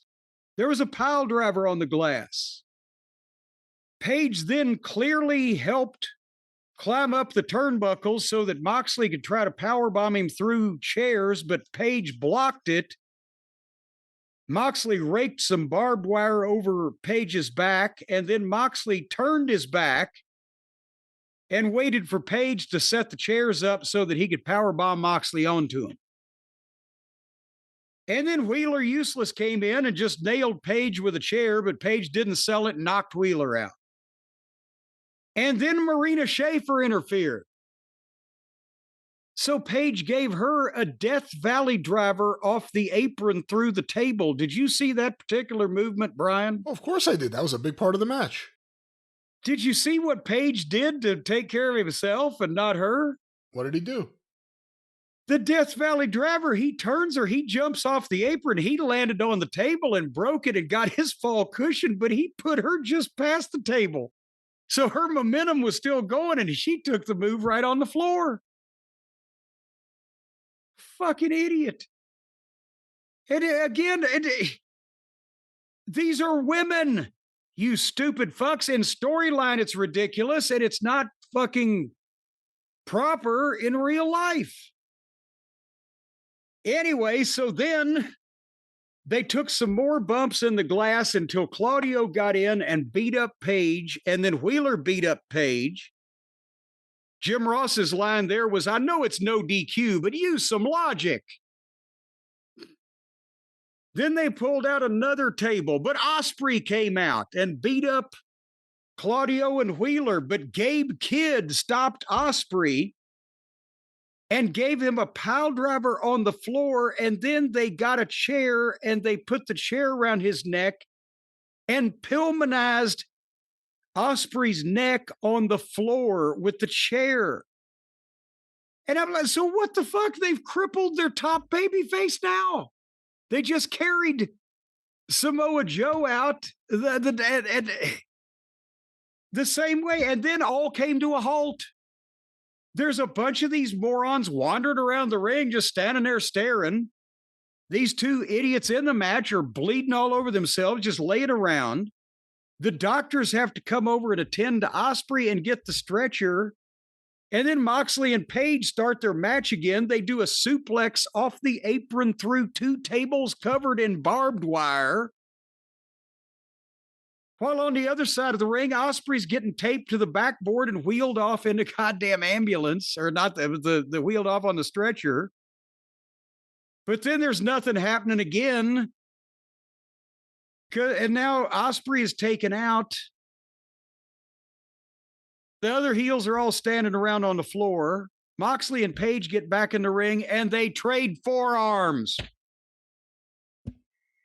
And then Moxley gets a Gotch pile driver on him and a choke on him, and then let it go and jumped up so that the referee could do a 10 count.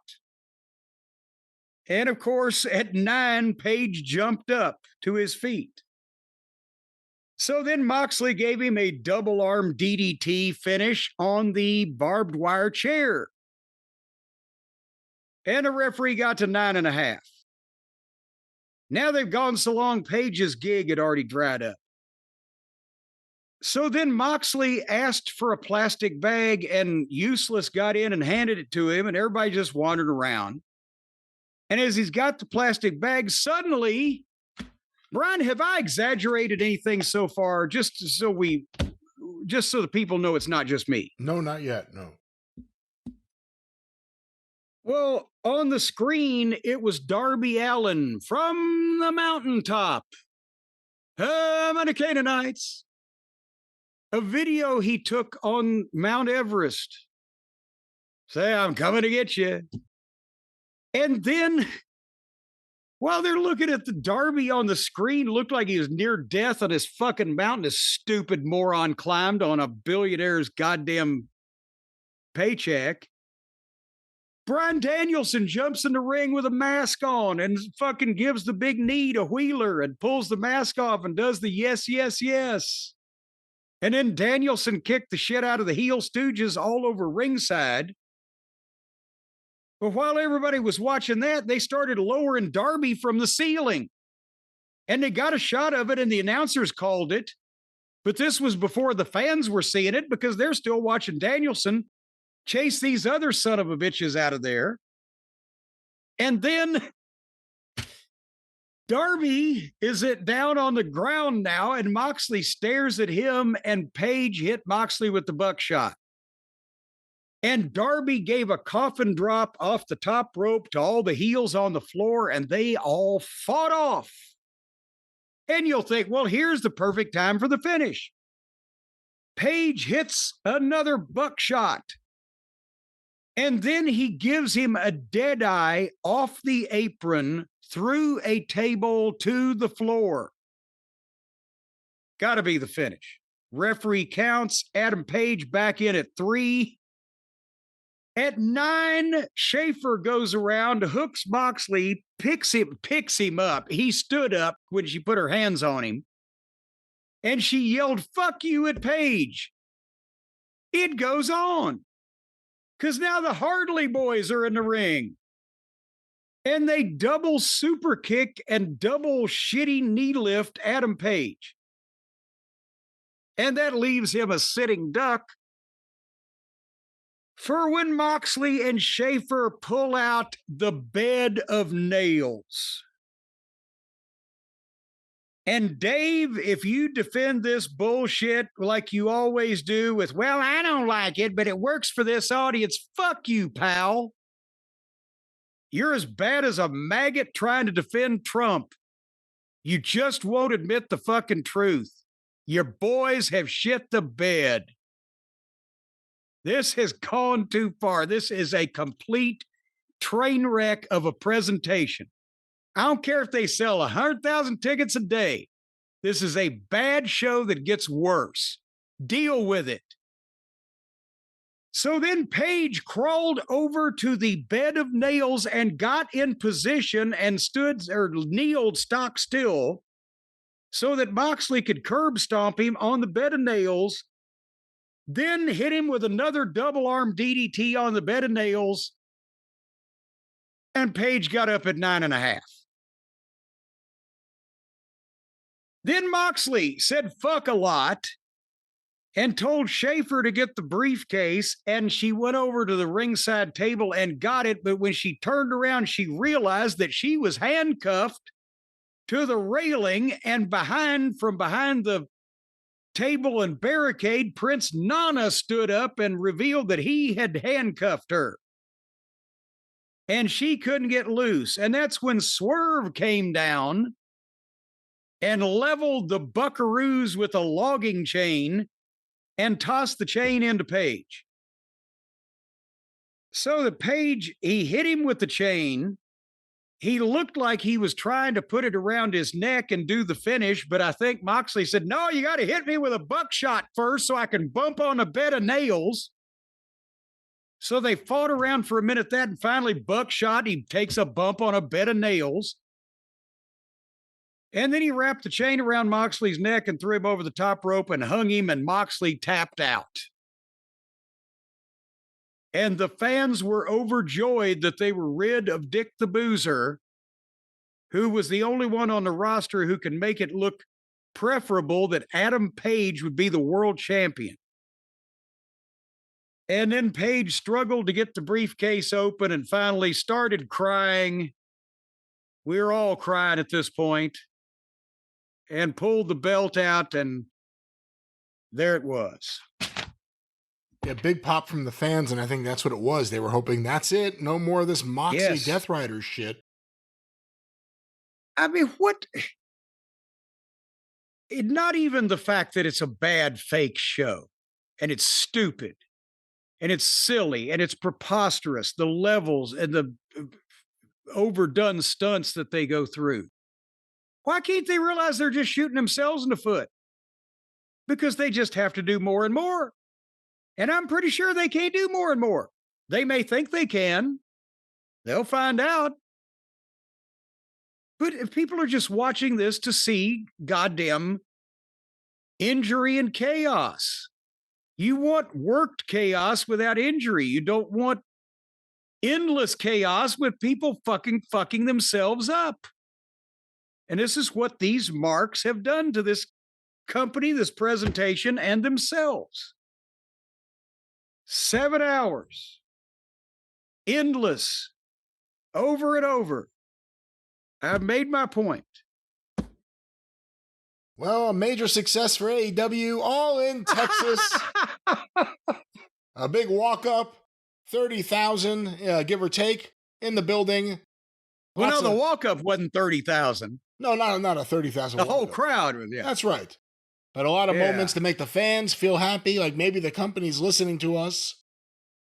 We'll see where they go from here, maybe. I wish they'd make me happy to thinking they were listening to me once in a while. Moxley has worked so hard over the last year, I really think he deserves a long vacation. As do you got a point there. Yeah, they've been on every show. They deserve an extended timeout in Bulgaria. They deserve a long timeout, but that was AEW. I think maybe he needs some good, long, inpatient psychiatric counseling. Well, we'll see if he gets it, but that was AEW All in Texas. And Jim, as we said at the top of the show, not a normal drive-through. No questions this week, no classic wrestling, no songs. We're going to wrap it up rather quickly. Any closing thoughts on any of all this? Well, yes, my closing thoughts are I hate to beat a dead horse, but this is, it's not good for the business. Not only the amateur hour that AEW produces, but the WWE making 3-hour programs out of a guy eating cereal for the breakfast in the morning. At some point, people are going to say, well, fuck, I just don't want to see any more of this shit at all. That's what I'm afraid of.